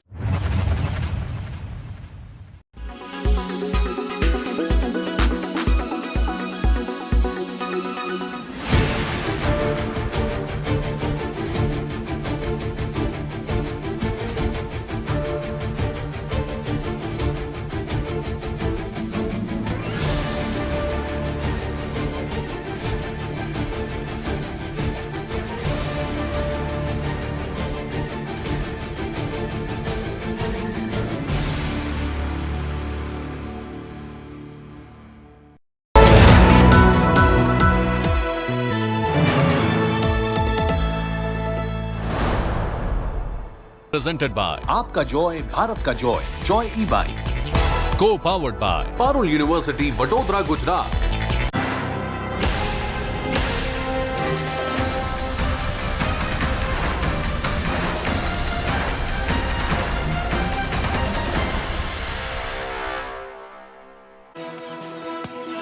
Welcome back. I and Paulomi Saha continue to bring you this special telecast on the assembly election season for Chhattisgarh now. It is the second phase on 70 seats. Very crucial, specifically for the Congress party, where Bhupesh Baghel is the incumbent chief minister, and they will want to keep this state, one of the few states that Congress is presently governing across other states as well, across the country. Paulomi Saha continues to be with us. Paulomi, unlike Madhya Pradesh, this is where the Congress currently has a stronger edge, but this is where the BJP has ensured, specifically with regard to the tribal vote, to go all out and try to attract the voters as much as possible. You tell me, how important do you think Chhattisgarh will be, the second phase where Bhupesh Baghel is also contesting from?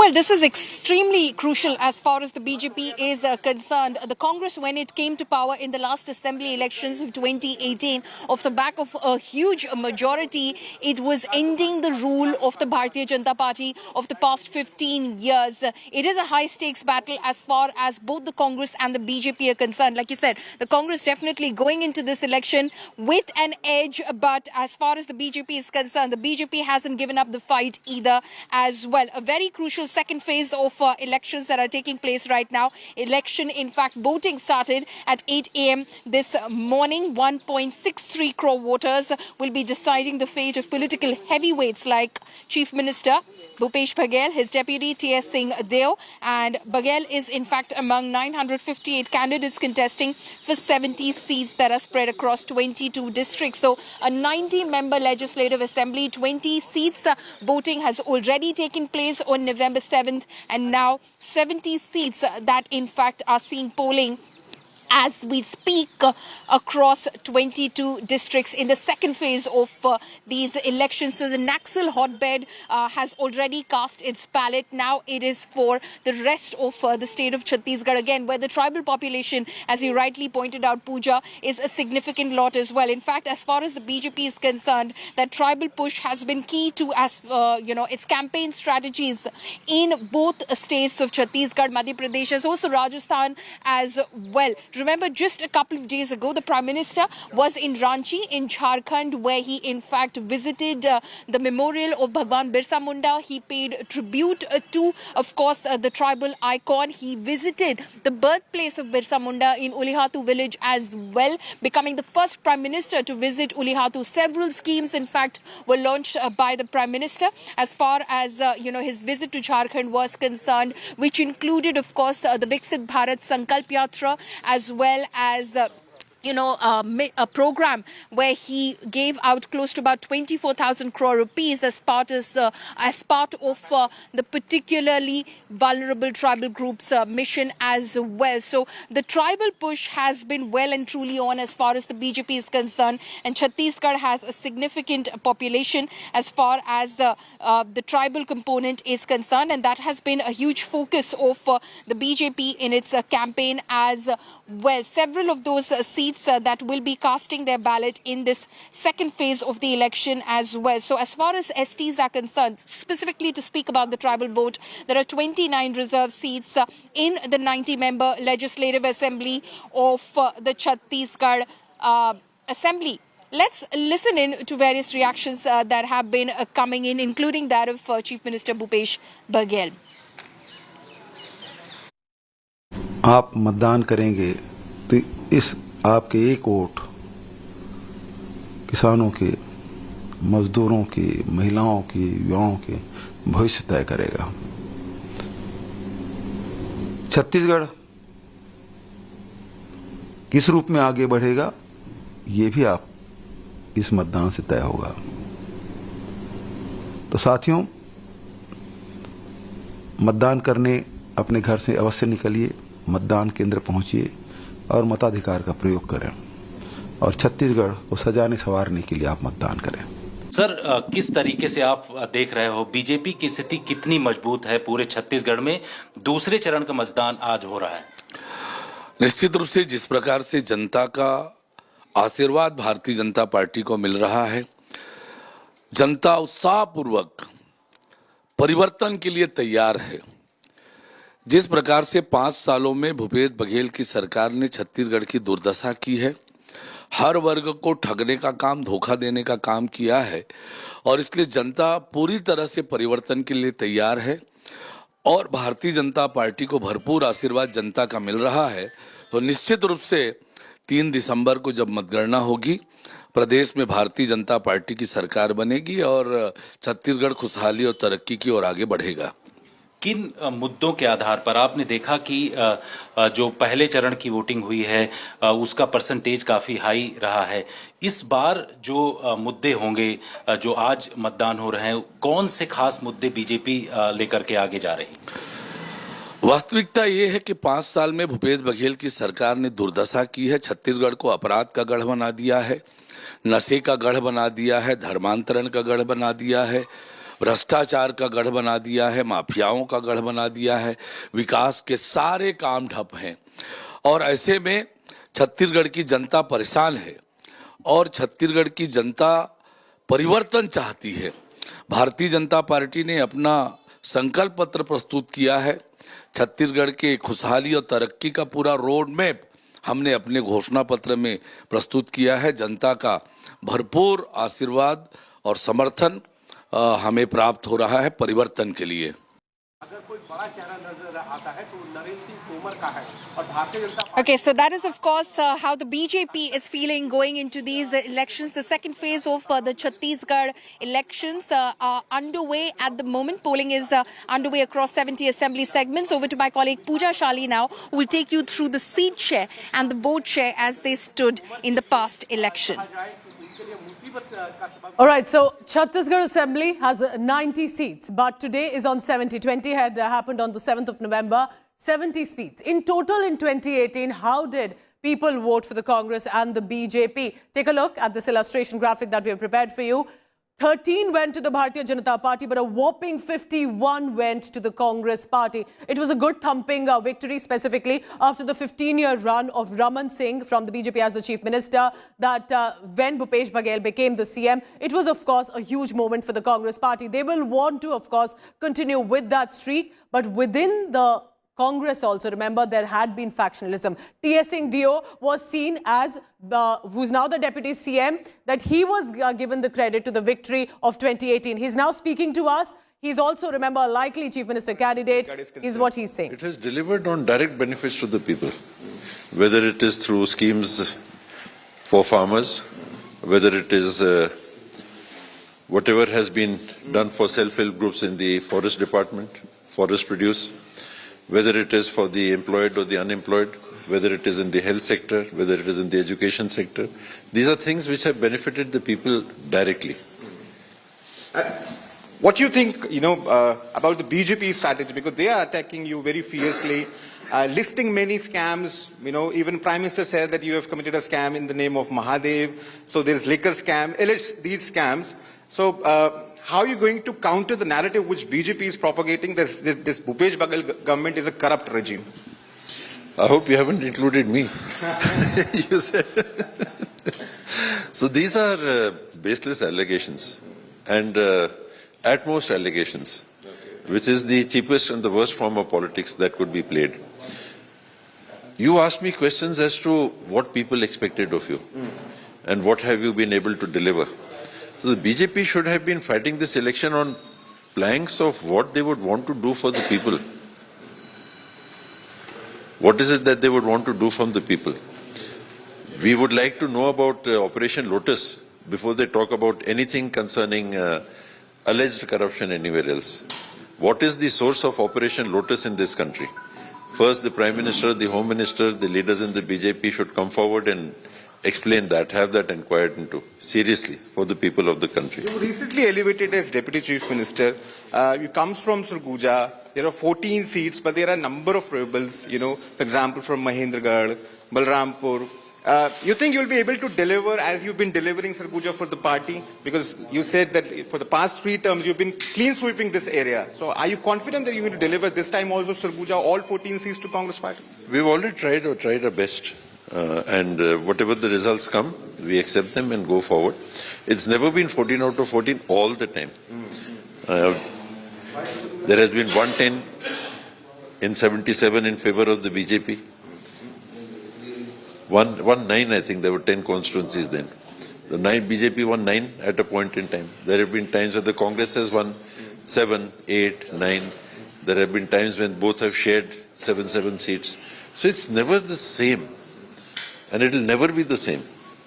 But your critics always say that, you're banking and relying heavily on social welfare schemes, on these direct bank, transfers. But state has been devoid of any real development. And you're only relying on these freebies, as they call it. You came to Ambikapur from Raipur yesterday. How did you find the road? It was excellent, really. So, you've seen the new medical college here. What is that? You've seen the new administrative building here. What is that? They are part of development of infrastructure from time to time. I could count out many things on those lines. Water from a medium scale irrigation project built in the 60s was not reaching the tail. We have been able to get it right to the end. It's 30 odd kilometers of canal where we have been able to get water for the people there. So, Hummer clinics, 10 are being built up in just this town. Ambikapur town is getting 10. Chhattisgarh is getting 364 such clinics. We've gone from 6 medical colleges to planning for 14. Now, you can count any number of things, right from better electricity supply to better... One last question, sir. One last question. Well, the last time when we had a conversation in Delhi, you said that Bhupesh Baghel is my captain and Congress is a united team. Do you still hold that belief, or you think that it's a joint leadership, that a collective leadership that is fighting for Congress party, and you also a face as far as CM race is concerned? Even in Delhi, I mentioned about the team. It was never one individual. So even if Kohli scores 100, he would not, the Indian team will not reach 397 without Shreyas Iyer's century too. And near half century by Rohit Sharma. And Shami's 5+ wicket haul. So it's a misconception. We find it convenient to project T.S. Singh Deo. In this region, T.S. Singh Deo. T.S. Singh Deo is just one person. Sarguja is not what T.S. Singh Deo will say and what T.S. Singh Deo says will happen. That is not how the world runs. We play a part. Our part may be important. It could be certainly important. So similarly in governance, you have people from time to time leading a team. So they play their part. And so do the members of the team. We cannot win a match without Shreyas Iyer and Shami contributing. Thank you. Thank you for explaining this in cricket language. And Shami was the man of the match. Yeah. Thank you. You gave me the clue. So that was Mr. T.S. Singh Deo. Singh Deo is also... Yes, the Deputy Chief Minister. Remember, there was this factionalism contest between him and Bhupesh Baghel. He's the, so to say, former Maharaja also of the Suroja state, has a very strong hold in the Ambikapur constituency, and he's against Rajesh Agarwal of the BJP, who's earlier with the Congress party. It's going to be an important battle there in Ambikapur, as much for T.S. Singh Deo.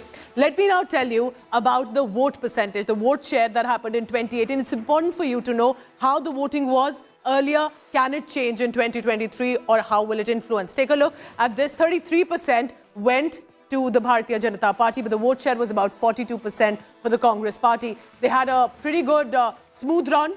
After Raman Singh, who was facing anti-incumbency, they've managed to come to the power in the government in Chhattisgarh. But can they continue that streak? And can they ensure, whether it's Bhupesh Baghel or T.S. Singh Deo, that they can come together this time? Or will there be a third Chief Minister aspirational candidate like we have seen for the Congress in the Karnataka state? But that, of course, will happen if Congress wins or the BJP manages a clean sweep and back to the government.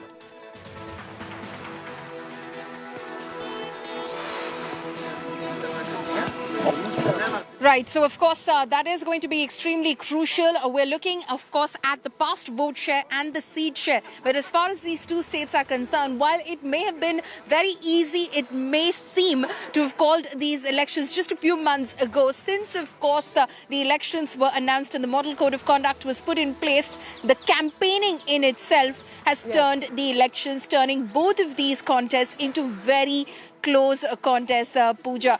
We're slipping into a very short break. Stay tuned because news and updates will continue. We'll try and bring you all the latest breakings first here on India Today. Me and my colleagues will be joining you on the other side of this break. Thank you so much.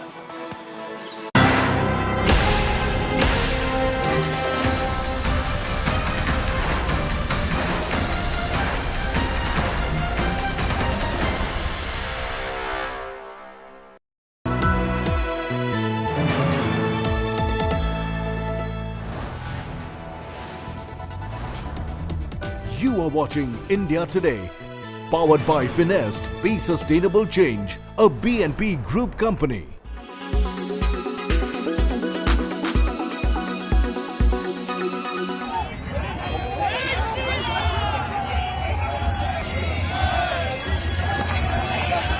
BJP's T. Raja Singh is eyeing a hat-trick in Telangana this time.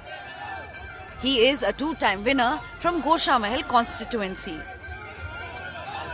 As state of war Telangana hots up, T. Raja Singh has trained his guns on Asaduddin Owaisi, accusing the AIMIM chief of selling minority votes. आज MIM ने 2018 का चुनाव जब आया था, वो समय पर भी असदुद्दीन ओवैसी ने दारुसलाम में बैठकर मुसलमानों के वोट को टीआरएस के हाथों बेच दिया, जो आज की बीआरएस है। 2014 हो या 2014 से पहले के चुनाव हो, हर बार गोशा महल माइनॉरिटी के जितने भी वोट है कांग्रेस को वो बेचते थे। Owaisi has hit back, branding T. Raja frustrated. Frustration में है, बुज़दिल है, मायूसी छा गई उन लोगों में और उनको नजर आ रही है अपनी शिकस्त। 2014 में हम नहीं खड़ा किए, मुकेश जी सपोर्ट करे, लेट मुकेश गौड़ साहब की हार गए। 2018 में कांग्रेस वोट काटी वहां पर, आप देखिए कितने परसेंट वोट कांग्रेस ली। A twist in the Goshamahal tale has been added by a former neta of Owaisi's party. Khaja Bilal claims that AIMIM chief is working against minorities. हम पार्टी में रहते हुए असदुद्दीन ओवैसी साहब से हमने बार बार ये पूछा कि गोशा महल से एमआईएम को एक अच्छी सी स्ट्रेटेजी बनाना चाहिए और वहां पर हम कॉन्टेस्ट करना चाहिए, लेकिन असदुद्दीन ओवैसी साहब को पता नहीं ये टी राजा सिंह से ऐसी क्या मोहब्बत है जो उस मोहब्बत के मद्देनजर उन्होंने वहां पर कैंडिडेट नहीं डाला। असद साहब की नजर में अजहरुद्दीन को हराना जरूरी है, राजा सिंह को हराना जरूरी नहीं है।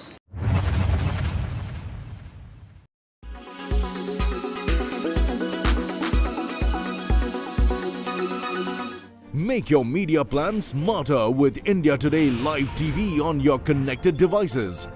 Amplify your brand with 100 million smart internet viewers. To advertise, mail us at sales@aajtak.com.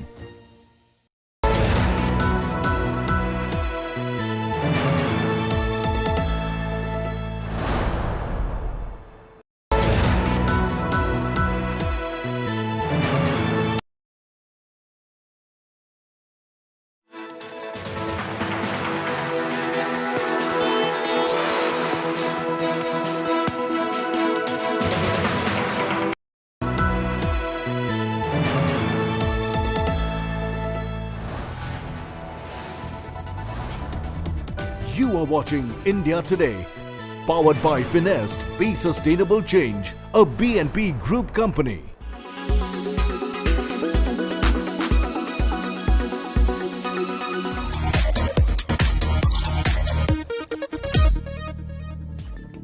The big launches from Google to the festive sales here in India and all your tech queries answered and a lot more on your favorite technology show. I'm your host Ayush Alavadi and this is Tech Today.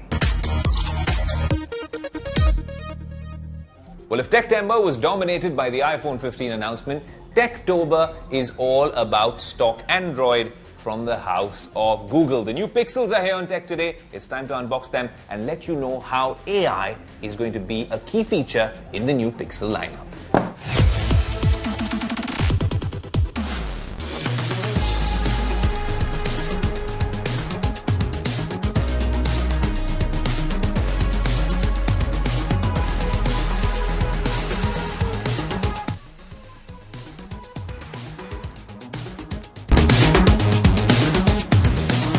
There you go, the flagship phone which is all set to give some tough competition to the iPhone 15 Pro Max and the Samsung S23 Ultra, the Pixel 8 Pro.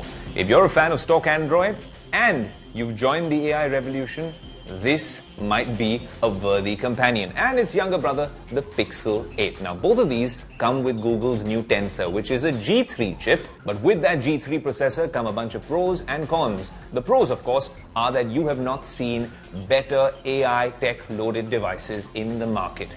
This device is genuinely going to make a lot of people stand up and take notice. The cons are that, you know how they say two siblings are the, well, two eyes of the parent? That's not necessarily the case. A lot of the features that are available here won't be available here. They're calling it some sort of a paywall, although both devices will come with an unprecedented 7 years of software updates. Let's start off with the big boy, which happens to be the Google Pixel 8 Pro.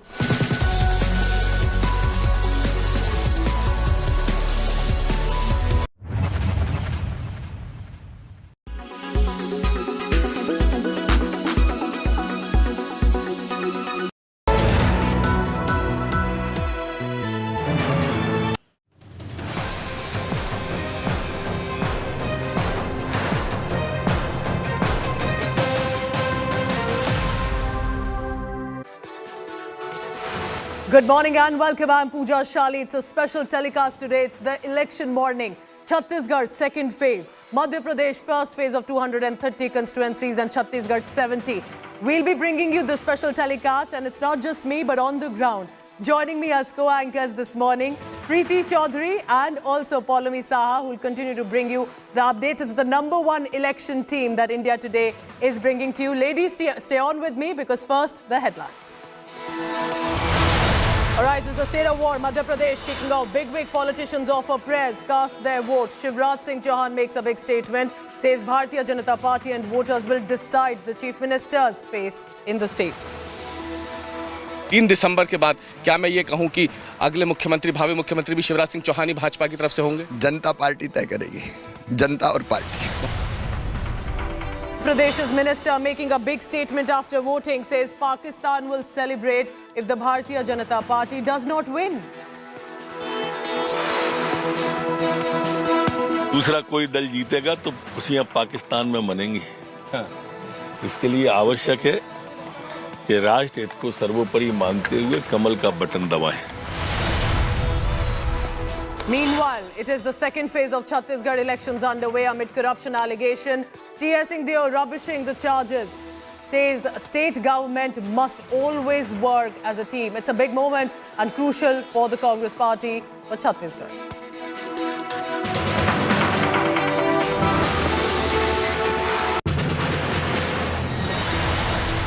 In other news, in Uttarkashi, 40 workers continue to be trapped for nearly 150 hours. New drilling machines get going. Rescue teams execute a plan B.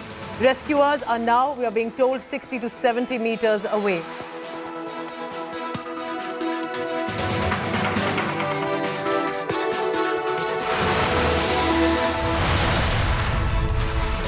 And it's official. Australia has set up a date with India this Sunday at the Narendra Modi Stadium for the ultimate prize in the ODI cricket. Aussies brushed aside South Africa in the second semi-final, and it's now over to the finals on Sunday. Through their 8th World Cup final. What a game of cricket. 2 terrific semi-finals, but it's Australia that have stood tall under extreme pressure. Co-presented by आपका Joy Bharat का Joy e-bike, Co-powered by Parul University Vadodara Gujarat.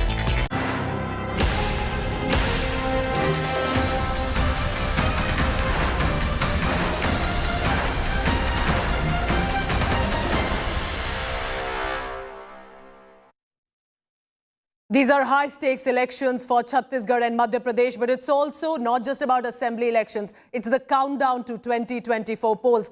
Big key candidates in Chhattisgarh from the Congress, from the BJP, and so in Madhya Pradesh as well. Over now to Preeti Chaudhary and Poulami Saha for this special telecast on the ground. Preeti, over to you first. Well, thank you and a very good morning, Pooja. But you're right, it is a high-stake election. 5 states go into election in this winter, and there will be ramifications when it comes down to the big gig in 2024. I'm in Jaipur. My colleague Poulami joins us from the Gwalior Chambal belt, Madhya Pradesh, with its 230 seats going into elections this morning. To polling. On the other hand, the second phase of Chhattisgarh elections has kicked in with 70 seats in Chhattisgarh going into elections. However, with word just coming in, the second phase of polling in Chhattisgarh as well as the single phase of polling in Madhya Pradesh has been marred by violence. Reports filtering in right now, which we can tell our viewers, in Jhabua. A Congress candidate, Jhabua as Madhya Pradesh viewers, it's a tribal belt and a tribal seat as well. Congress candidate Dr. Vikrant Bhuria has accused the BJP worker of attacking him, injuring his assistant and vandalizing his car. What we have been given to understand, an FIR against unidentified miscreants has been registered in another attempt.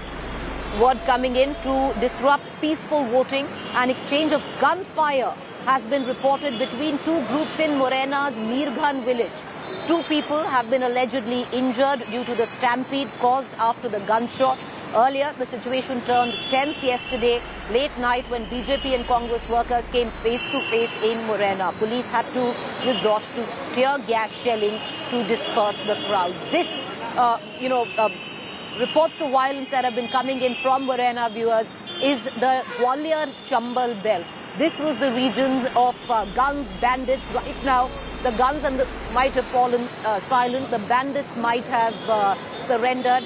But legacy still holds.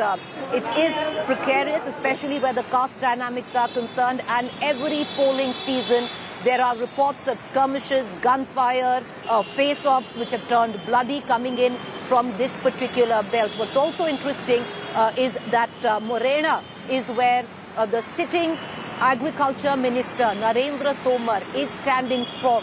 And I remember I was there just about 2 weeks ago. It's not an easy battle for Narendra Singh Tomar. This is a belt which is dominated by the Thakur vote, by the OBC vote, and even Gujars. But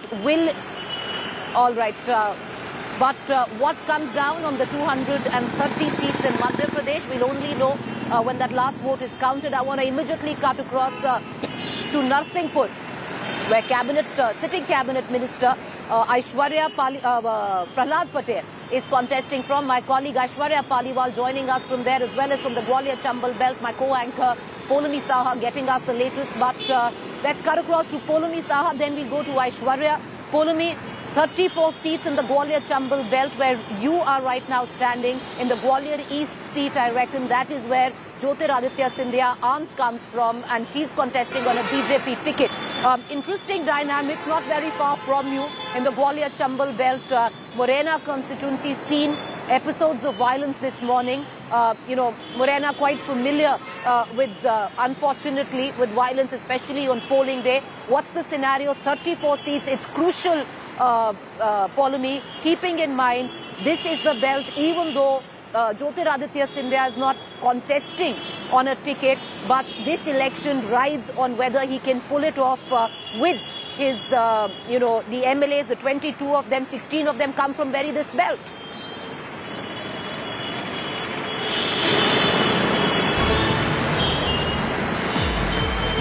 All right, Poulami, just coming back to you, more news break coming in right now.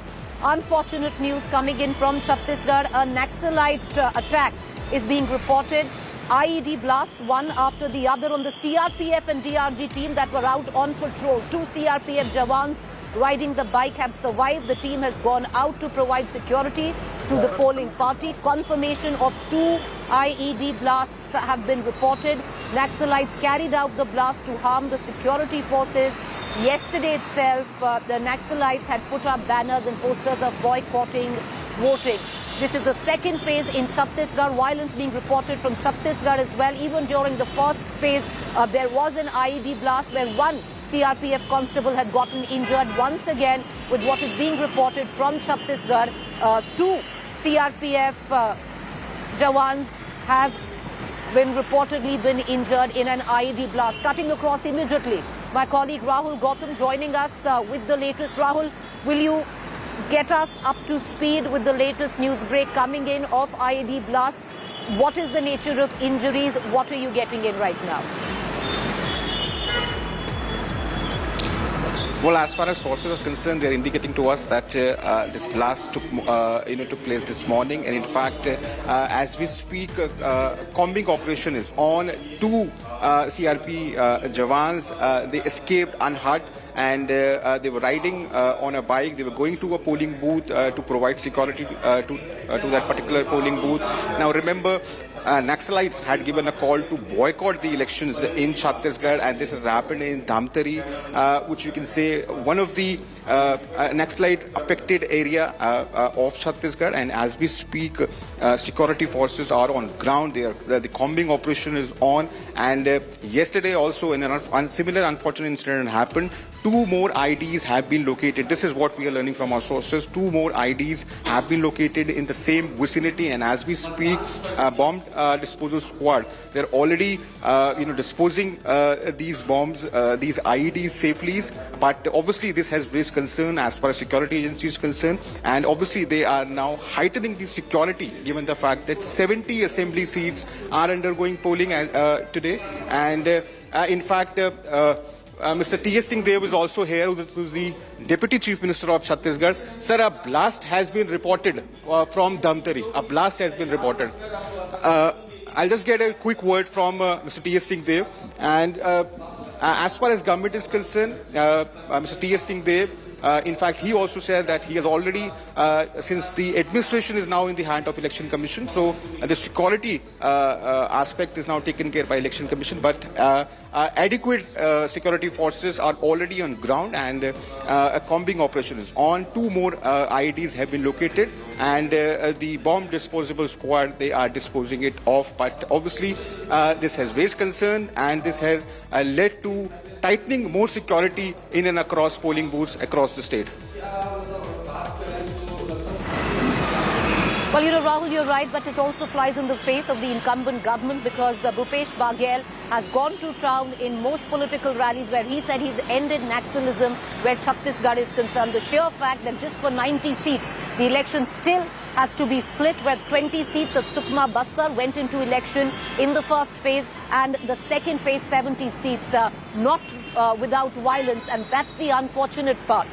Rahul, I'm going to come right back to you in terms of nature of injuries where these 2 CRPF jawans are concerned. Can you collate it for us and get us the latest? Podami, I want to get you into this conversation because violence in both states, filtering in terms of reports. Jhabua, Madhya Pradesh, where there has been a clash between BJP and Congress workers. Morena firing tear gas shelling late last night. The area mostly prone to violence, especially on polling day. And now in Chhattisgarh, where, the last rally I remember listening in, Bhupesh Baghel said that we've ended Naxalism, clearly not on ground.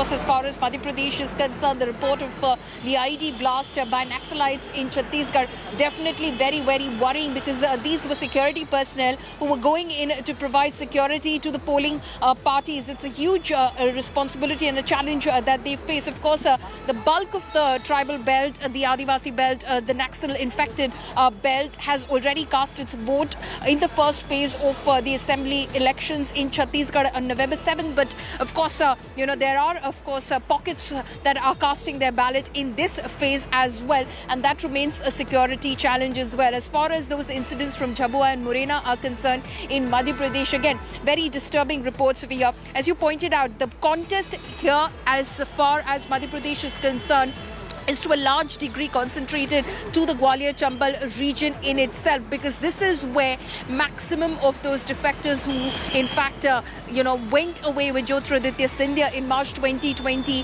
from the Congress to join the Bharatiya Janata Party came from. 16 of those legislators, 22 who defected to the BJP, were from this region. It's a grudge fight as far as the Congress and the BJP are concerned. Obviously, the BJP was able to regain some of that lost ground in this region because the Congress swept this region in the last election. But the BJP was able to reclaim some of that lost ground in the November 2020 by-poll. But since then, of course, it's been a challenge to keep the house together, especially with, many of BJP workers and party office bearers not being very happy with congressmen coming into the party and being given pride of position as well. And so they've switched sides to the Congress party. So it's a huge challenge in this region. And as you pointed out, the caste equations also as well, which make it a very, very interesting election as far as this region is concerned. As far as Morena, I can tell you that the incident of exchange of gunfire, which we're bringing to our viewers, has been reported from Dimni, the constituency from where Narendra Singh Tomar, Union Agriculture Minister, is seeking to be elected. So it has, of course, its own share of challenges. The minister is facing a very tough battle over there in that seat itself. But of course, this is adding, security challenges as well. And speaking of security challenges, I believe my colleague Sumi Rajapan is now joining us live as well from Chhattisgarh. Sumi, what can you tell us about reports of a Naxalite attack on a CRPF and DRG team?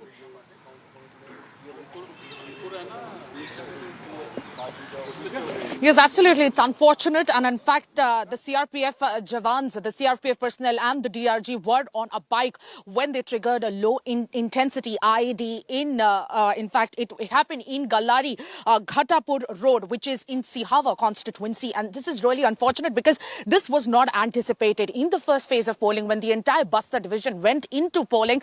This was anticipated as it was a Naxal-affected area. In fact, this morning as well, Bhindra, Navagarh, 9 polling booths which fall in the extremely sensitive departments or extremely sensitive area.